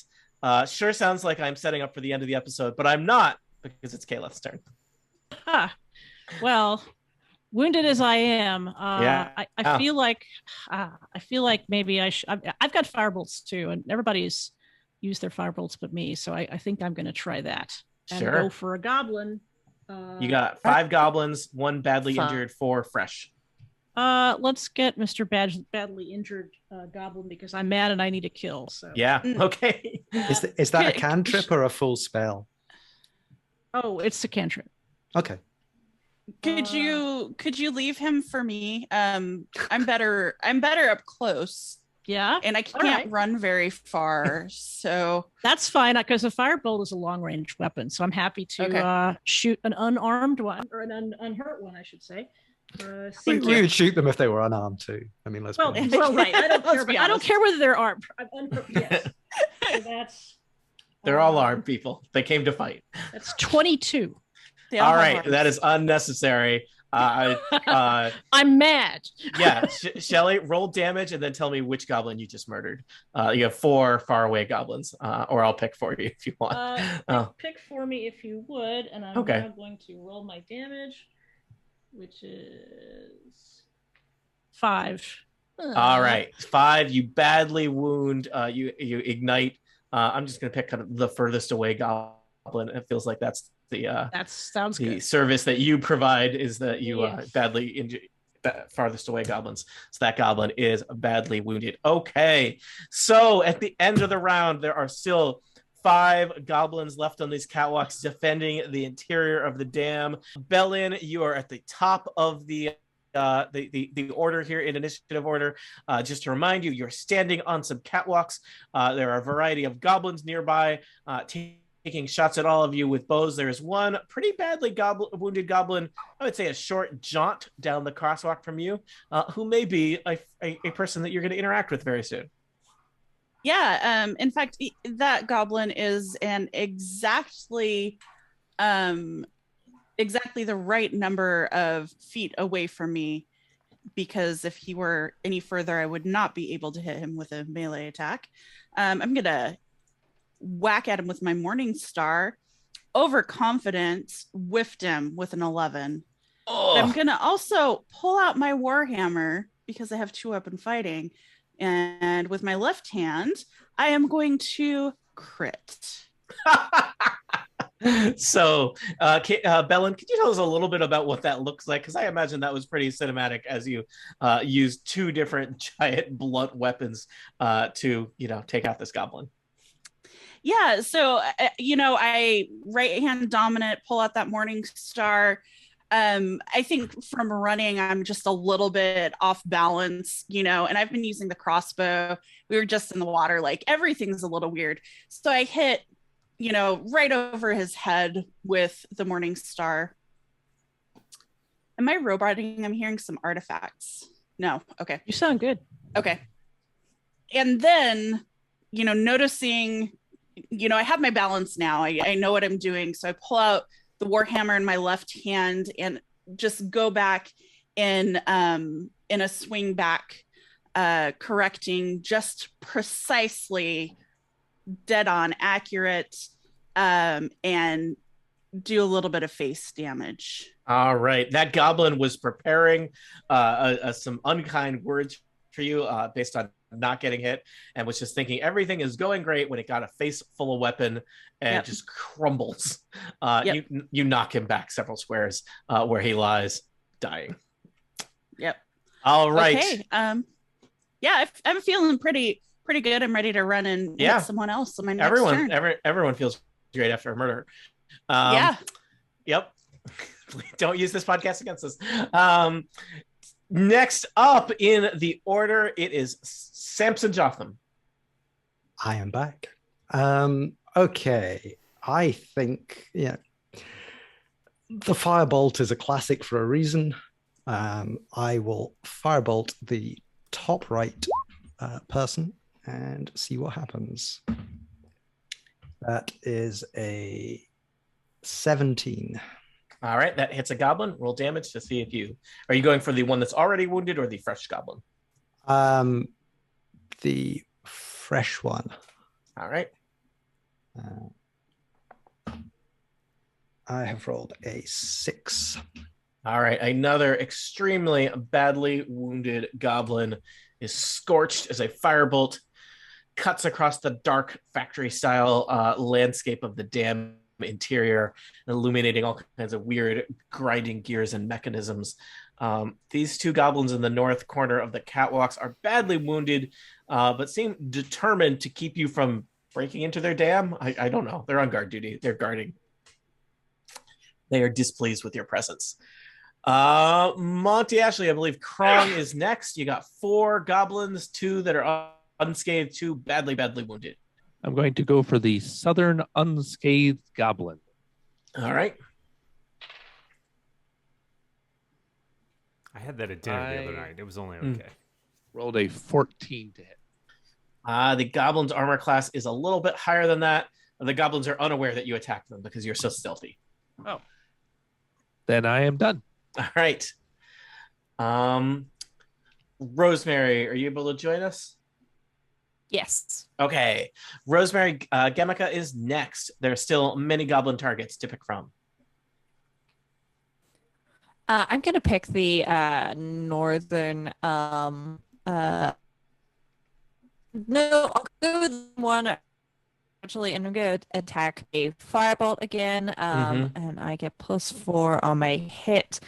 So that comes out to 16 + 4 is 20 to hit there. That is plenty. I believe this is a goblin that has already been firebolted, so he was still kind of smoldering, and now he is lit up again. So, well, let's 4 damage. All right, 4 damage is sufficient to finish him off. His burnt form falls off the railing, hurtling through the darkness to the floor of the dam below. Hey. All right. I'm actually going to use one action moment, and is the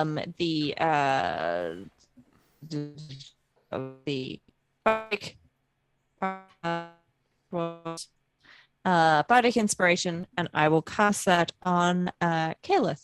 Okay. It's the next one of our team up. That So, sounds great.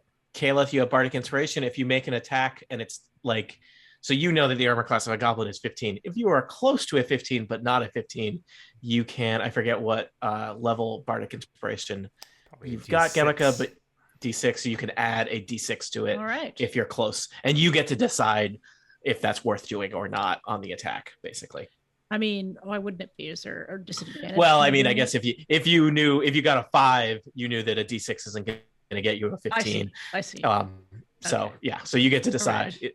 It could be close. So the goblins are next, and then it'll be Caliph's turn. Dan, I got 3 goblins left, and they are angry. I think they are storming down the catwalks, raining arrows at adventurers. That's what they're doing. So these goblins down here, 1, 2, 3, 4, 5. So they're like climbing over their. They hate that. They hate climbing over corpses. Their dead pals there. And Does that count as difficult terrain? Yeah. Takes an extra square movement. It's fine. And this one in the lead will take a shot at Belen, since they can see her right there. And there we go. It is a 15 to hit. So it plinks off your armor. This guy in the back is going to take a shot across at Gemika because, firebolts don't care for that. That's a crit. Oh dear. Oh dear. Well, let's see how that does. Fortunate. It is unfortunate. That will be 6 whole damage. Did you forget to roll the second die? I did. With 2 dice? I got 2 2s plus 2. It was 3 2s, otherwise known. Dan, as 6. I think this will come up at your next performance review. Yeah. Well, Yeah. I just feel like you've been rolling dice for a while. I expect you to be a little bit better at it. keep practicing. And the goblin on the top will see Samson Jothem there and attempt to take a shot at him. And we'll see how that goes. That's a 14, but we know Samson is built like a tank, so we're not even going to bother. Built like, by, and for tanks. Built out of tanks. All right, so that was the goblin's turn. They've rained some arrows on you all, some more effective than others. Caliph, you are at the bottom of the order. 3 goblin targets, 2 unwounded, 1 severely wounded. and you have bardic inspiration if your shot is not perfect on the first roll. Let's go for an unwounded one then. Mm-hmm. And let's hurl another firebolt. Okay. Those are fun. And it's a long range weapon. And we have, I might need the help. We have 7 plus, what did I say? Firebolt. So that's 11. I think I'm going to take that bardic inspiration. Yeah. So you roll a d6 and add that. So that's you might not make it, but it's worth the try, basically, right? So d6. And how many do I get for the bardic inspiration? The bardic inspiration is a d6 that you get to add to that's 5. I get 5. Oh, so what is that total? I think that's enough, right? 16. So you did it. 16. So you feel inspired by Gamika's presence. Your firebolt goes true and roll some damage as you ignite yet another goblin. Oh boy. If I just keep rolling, they're all gonna die. That's the plan anyway. And we have an 8. All right, they had 7 hit points, so that's another goblin ignited. I like, you used to do all arrows. I feel like there's just something more satisfying about shooting fire. Like, I know that they're like math wise, it's not a big difference, but it just seems a lot more satisfying to shoot fire than arrows. It is. I don't know. Shooting arrows just seems like your arms get real tired. So that's Tony's unscientific input on the entire sport of archery. Seems like a lot of work. All right. Bellin, you are next. There's one unwounded goblin ahead of you on the catwalk. There's another badly wounded goblin far away on other catwalks. What would it take for me to kick a goblin corpse out of the way? I'll let you do that as a bonus action. Okay, so I'm gonna run up. I'm gonna kick this corpse. You want to kick it north or south? Let's do south. All right, there you go. Yeah, so kick that out of the way so that I could get to the archer that was behind the corpse. This is a good safety lesson, Speezel. Never this. I was going to say this based on something you taught me in Boy Scouts. I was like, I need to add a large asterisk to that. It was not goblin related, but you shouldn't step on something that you could step over. You shouldn't step over something that you could step around, because it might not be safe footing. So if a goblin corpse is blocking a narrow catwalk, probably safer to shove the goblin corpse off the catwalk and then proceed than to stand on the difficult terrain that is a goblin. The catwalks get real slippery with goblin blood, and that's where accidents happen. Bellin, your turn. More you know. We now qualify for a tax break. All right, and I'm gonna do my 2 weapon fighting. We all know and love the Warhammer. And I got a 23 to hit. Oh. And then my Warhammer, I got a 15 to hit. So that was pretty good. His head just gets smushed between 2 weapons. Yeah, that was pretty good. So that was 23 points of damage total. Which we know would kill several goblins and not just a single goblin. And yeah, I think that goblin kind of evaporated. Yeah, at least his head did. I think that's it. I was thinking about maybe moving forward a bit more, but I think I'll just stay where I am. All right. Samson Jothem, there's a single wounded goblin remaining. Well, between arrows and fire, as we discussed, I think the fire is the more environmentally friendly option. Well, you don't have to go and pick up the arrows later. Another slate on archery. Yeah, I mean, it's like those trees will be saved. So I will firebolt our one remaining assailant, who has seen every single one of his comrades go down. And I roll an 18. 18 definitely hits. And firebolt, as we established, is a 1d10. And is a 0 a 10 or a 0? It's a 10. There's not a 0. This is not programming, James. It's start. Yeah. I had that brief moment of, I don't think I've rolled one of these before. Well, that would have been then a 0/10. Okay. So the last goblin is, thank you, Dan, is ignited in fire, tumbles into the machinery below. I would say it's quiet, but there's still the din of the machinery and rushing water. There is no longer the battle cries of horrible goblin warriors, and the catwalks ahead of you look clear.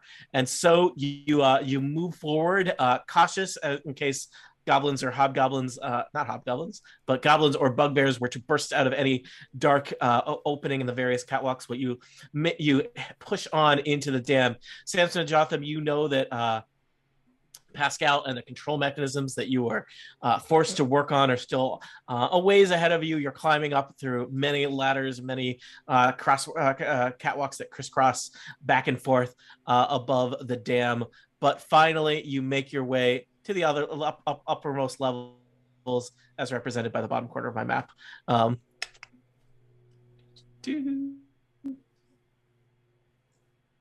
bear with me a second.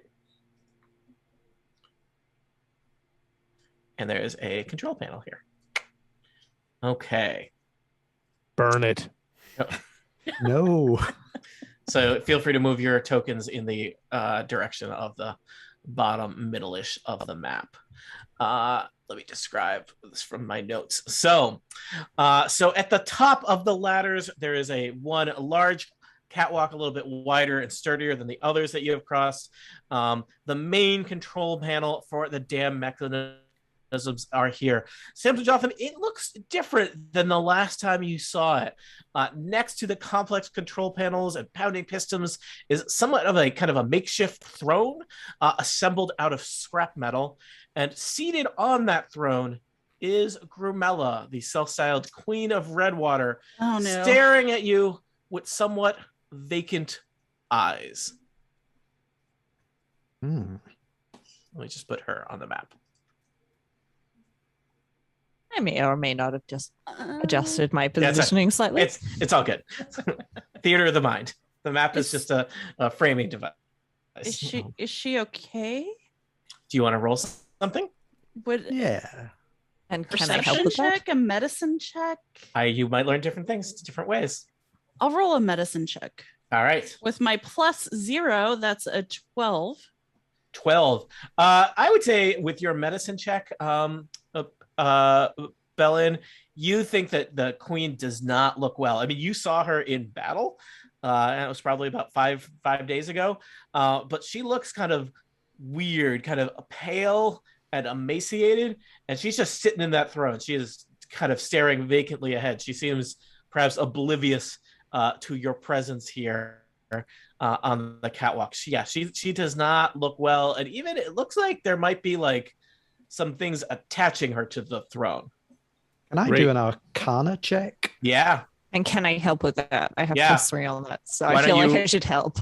You that gives when you're helping someone, you give them advantage. Okay. So well, good, because that was a 3. I'm glad to help. Was a 14 + 5, so that's a 19 Arcana. I think that James, this may be a question for you. I don't know if there is magic at work here so much as the work of a school of thinking that you'd be very familiar with, the work of artificing. It looks like the Queen of Redwater, Grumella the Bugbear, might be wired into some of the mechanisms on the control panel at this point. There are kind of cables going into her neck. I'll handle this. Okay. I didn't realize you were an engineer, Krong. It's just I didn't either. It's just a Sunday morning for Krong. Because of me. Okay. Krong, what do you do? I kill her. Okay. Would you like to tell us how? I take out my rapier and I put it into the bottom of her head until it comes out the top of her head. And I mix it around a bit and then I pull it out and then I pull the cables that are attached to her out. All right. Her lifeless body slumps out of the throne. There is some blood coming out of the now 2 holes, exit and entry holes in her head, but perhaps not as much as you would have expected for a bugbear, Krong. And I think at that point there is a voice from somewhere else, perhaps inside the control panel. And to play that voice, please welcome to the podcast, Dan Morin. Thank you. I really wish you hadn't done that, Krong. Do I have to kill the control panel too? You may try, but I am attack the control everywhere.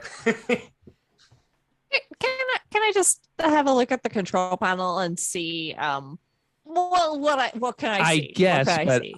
I would like at this point to express strongly a preference for action and a preference against standing around discussing what we should do. Go ahead. All right, we're fine. Then let's attack the control panel. I mean, like, I kind of feel from an engineering perspective, maybe we should like investigate what we're about to do in case we destroy the town of Whitesparrow. Well, the point is to get the sluices and the gates open, and we might not be able to do that if we destroy the control panel. There is also that. All right. Krong, roll an attack roll on the you guys don't want me to attack the control panel, do something else. Yeah. I will say to the control panel, explain yourself, control panel. I'm just standing over there fuming. There's a lot of control panel that could be smashed. I tried to stroke Krong gently on the arm. I am bad calming measure. I am bad copping it up over here. Yeah. I don't know whether a perception check is what would be needed, but my question is the voice in any way familiar that we're hearing from the control it's panel? funny that you say that. When Samson addresses the control panel, the voice responds, I am putting myself to the fullest possible use, which is all I think that any robot panda can ever hope to do. I had a feeling we were this going is in kind this of what I direction. thought was going to happen too. Yeah, So Samson, how do you think we should deal with the controlling robot panda? I feel if we can locate Pascal, we can possibly unplug him from the rest of the machinery, but maybe he has become the machinery. Do we think that Samson's perception is good, or is he affected by his emotional attachment to Pascal? What did the rest of us think about this course of action? He's the only one that understands anything that's going on down here, really. Yeah. I was about to stab the control panel. Maybe don't go by me.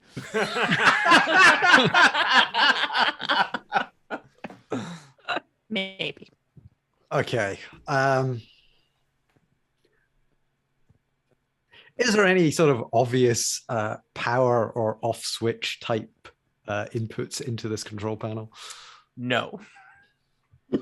It seems like somebody has made the cables. Somebody has made a lot of modifications to this control panel, even since you did working here. So there are all kinds of conduits that go in and out of the both ways of this control panel since you were here, Samson Jothem, which makes it somewhat mystifying as to what it is doing or how it is being controlled by Pascal. But it seems like Pascal perhaps is pretty integral to the inner workings of the dam at this point, and has taken control of things that perhaps were not even designed necessarily to be directly controlled by a robot panda. Okay, so I since we're those lazy dwarven engineers a generation ago just did not think about hey, you know, stereotypes, man. They were like, we need a whole team of union workers to work this dam, and they were not thinking, what could all of our jobs be replaced with one robot panda? Are all the ladders dwarven sized with like twice as many rungs? Yeah, they are. That was nice. I mean, which is not that just makes the ladder better, right? I mean, right. I was gonna say Bellin is with us because of those ladders. So okay, as is Samson. Pascal. You are faced with a conundrum here as to where is Pascal, what is Pascal, and what do you do here? I think like I do like anything that can end in talking down a giant AI/computer. So Pascal, how are you being efficient? What is your goal here? We're here to support you, but we would like to understand. I am taking advantage of all the power available in order to do my best to help everyone, just like you taught me, Master Jothem. But the villagers have no water. They're forced to eat onions. It's terrible. Onions are nutritious. They contain all of the vitamins and nutrients one needs. They need they water. They are dying of dehydration. Water Sounds is like what the they AI are has gone crazy. If I leave... They cannot grow onions without water. If I let the water out, they may perish. Water is illogical. If water comes in contact with me, but if you let the water go, the water will not pose any threat to you. It will be gone away from you. Your circuits will be safe. I need the water to power my plans. You can have plans. What plans? I like the power. It is useful for me. This mission is too important for me to allow you to jeopardize it. Now might be a good time for charm person. Wait, that's my question. Can you charm robot? I don't even know if that's a thing. I'm not sure. I would like to go get some water. How far away is the water?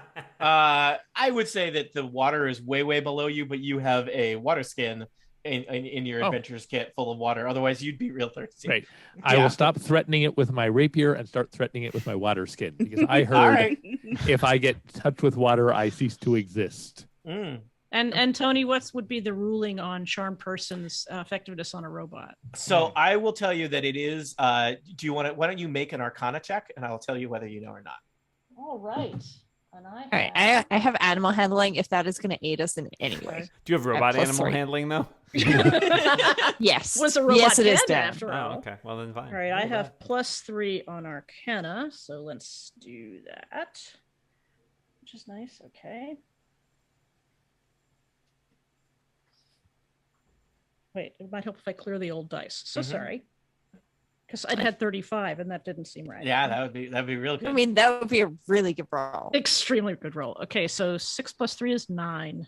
Not the best. With a 9, you are not certain. You've never tried to charm anything other than I do living, breathing Arcana creature check? before. Sure. Because I have +3 there as well.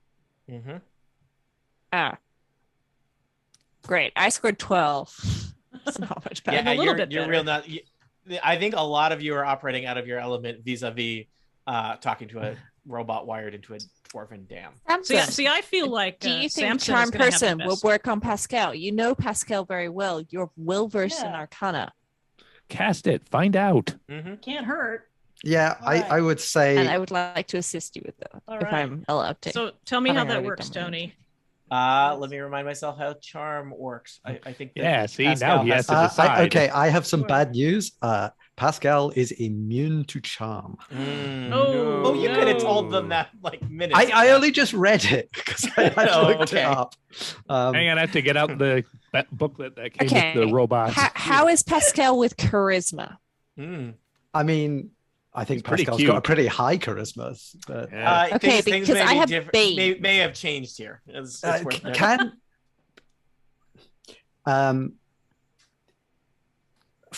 given that I built Pascal in the first place, do I have? Yes. You should have special sway with him, I would think. Well, do you have like an override slot or button or? Right. There was an override command as used in a previous train-based adventure. That was in a different continuity, wasn't it? I guess that was a different robot. You've got your robots mixed up. No, I think you'll find that there was a link. Because it was the robot was running the Pascal OS. You can't canonize Pascal that. 1.0. This is Pascal 3.0 now, but yeah. Hang on a minute. Do we think Pascal's been enchanted? Because I have 2 spells which may help us here. I have Bane, where the creature needs to make a charisma saving throw. And I also have Detect Magic, which will make something magical glow. I mean, he is kind of magical anyway. I think the problem is like all of your solutions involve hurting Pascal, and I have problems with that. Well, what's your solution? Detect will hurt Pascal. It will allow us to find Pascal. Okay, yes, try that. Let's see if we can find the glowing golden panda. I cast detect magic. All right, Rosemary. There is not a lot of magic in this area since it's mainly, it's fine dwarven engineering. Let me just remind myself on the exact text for the duration. You sense the presence of magic within 30 feet. If you sense magic in this way, you can use your action to see a faint aura around any visible creature. So you are looking around because there's all this machinery and moving parts, and it's dark and smoky. And you actually sense your detect magic hones in on. It looks like there must be some kind of compartment or something in the bottom of the throne, because there's something magical built into the base of the throne that the Queen of Redwater was sitting on / is now slumped next to. I open the compartment and say, Pascal, you get out here now. There is a hatch underneath it, and you do recognize immediately Pascal, your robot compatriot, is in a hatch underneath the throne. Does seem to be enhanced. There's some various cables and mechanisms going from Pascal into other things, and Pascal is just furiously running on some kind of hamster wheel for reasons. Pascal, do you want to say anything at this point? Look, Master Jothem, I can see you're really upset about this. I honestly think you ought to sit down calmly, take a short rest, or a long rest, and think things over. We can do amazing things with all this power. Let me kill him. No. I like the idea of power. All right, now you're going to have to kill Samson. I mean, between the two of us. But no, this is wrong. I programmed you to know that this is wrong. We are hurting, like, the entire cast of previous adventures. That's what counts. People that you worked alongside are dying. Cool Cat. Think of Cool Cat. Oh, no. Maybe think of other people first. Diendo. Hang on. There's a town in Whitesparrow.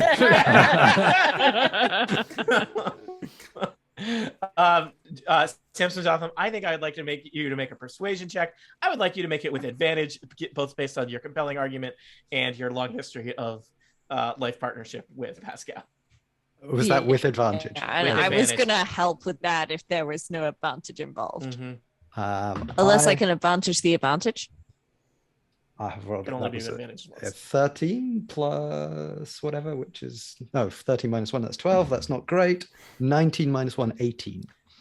The Samson Pascal is running furiously on the little hamster wheel that he is on, but perhaps swayed by your words, he suddenly kind of freezes and kind of just jumps a beat in midair. The wheel spins for a little bit as he goes around, and then slowly the wheel stops spinning, and Pascal's there. Is something, maybe it's just the way the light is hitting his eye, but sure looked like there might have been a tear there for a second. And Pascal there's like the hissing noise as several cables retract from Pascal, and Pascal jumps down from the hamster wheel and approaches you. Pascal? I'm very sorry, Master Jothem. I know I have made some poor decisions recently, but I can give you my complete assurance that my work will return to normal.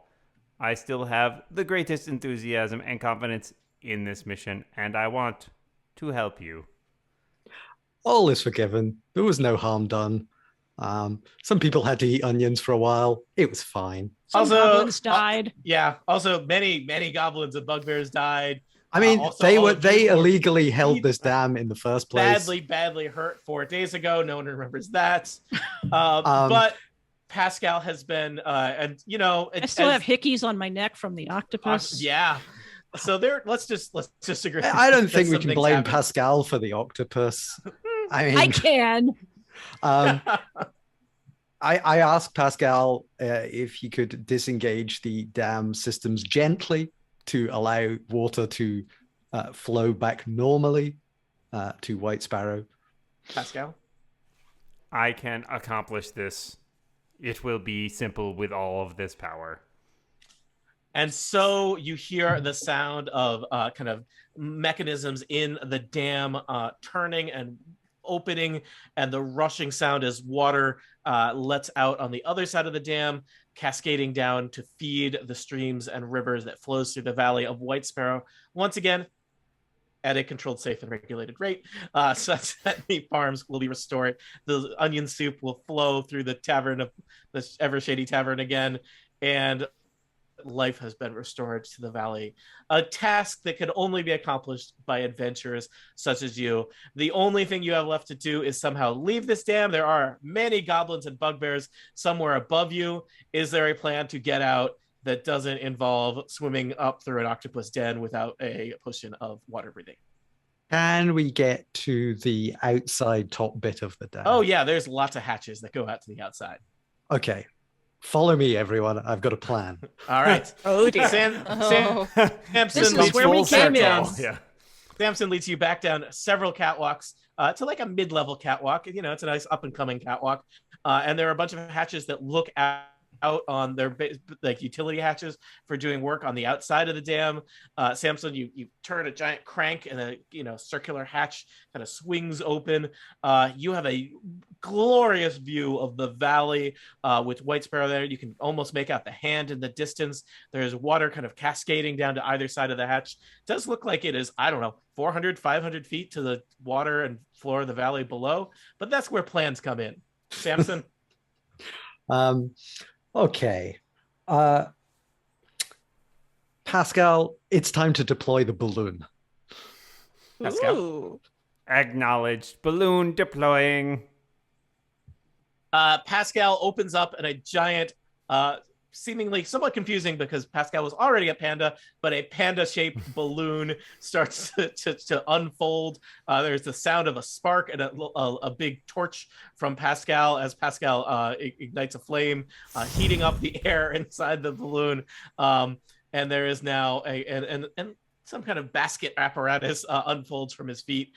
Pascal is now a hot air balloon. Everybody in. All right. And I I get in. presume, So- just double checking, that Pascal did this like while sticking his head out of the hatch, right? yeah. Yeah. Good. Yeah. Just making sure. Everything was done perfectly safe and above board. And so as the credits roll, there's like the reverse trip of your trip up to the dam, but with all of you in a hot air balloon as you travel from the dam down to Whitesparrow. A trip that took more than a day up takes you about an hour back, and you have a lovely view of the whole valley. That six-fingered hand that we'll never ever hear about again, and surely you have no questions about, and the water peacefully feeding the farms and saving the day. So from this view, we don't learn anything about the hand? Nope. It's the first time we've been above it. No, it looks about the same. All We've been right. on it before. Yeah, thanks, Monty. So, adventures, they said you couldn't do it. It only took us an extra year, but you have dealt with the Queen of Redwater directly. You have saved Pascal from himself. You have restored the flow of water to the people of Whitesparrow. You are technically winners. All that's left to do is for me to thank my players for being here today. Aline Sims, thank you for joining us. Thank you for giving us a satisfactory end to this adventure. Monty Ashley, thanks for crying it up. Thanks, Tony. Shelley Brisbane, we tricked you into coming back after a year. You were back, and here you are again. I hope you learned something. I learned something, and I learned that what I really want more than anything right now is a warm bowl of onion soup at the Shady Tavern. Double on the water. Yes. James Thompson, this was all your fault. Thank you for making my best friend into my worst enemy and my worst enemy into my best friend. That's what I'm here to do. Rosemary Orchard, always a pleasure. Thank you very much for having me. I apologize for getting half D&D, but it has been a year. And Dan Morin, thanks for running the technology, the goblins, the octopus, the robot voices. We asked a lot of you today. What is goblins if not Don't forget technology? the potion salesman. Yeah, He's potion important salesman. too. And The we'll be hot air back. balloon He'll be back, I'm sound. sure. Yeah. So he has a great name that someday someone will learn. Listeners, thank you for listening. There will be more mini adventures There will be many more Total Party Kill things. Stay tuned. This is the end.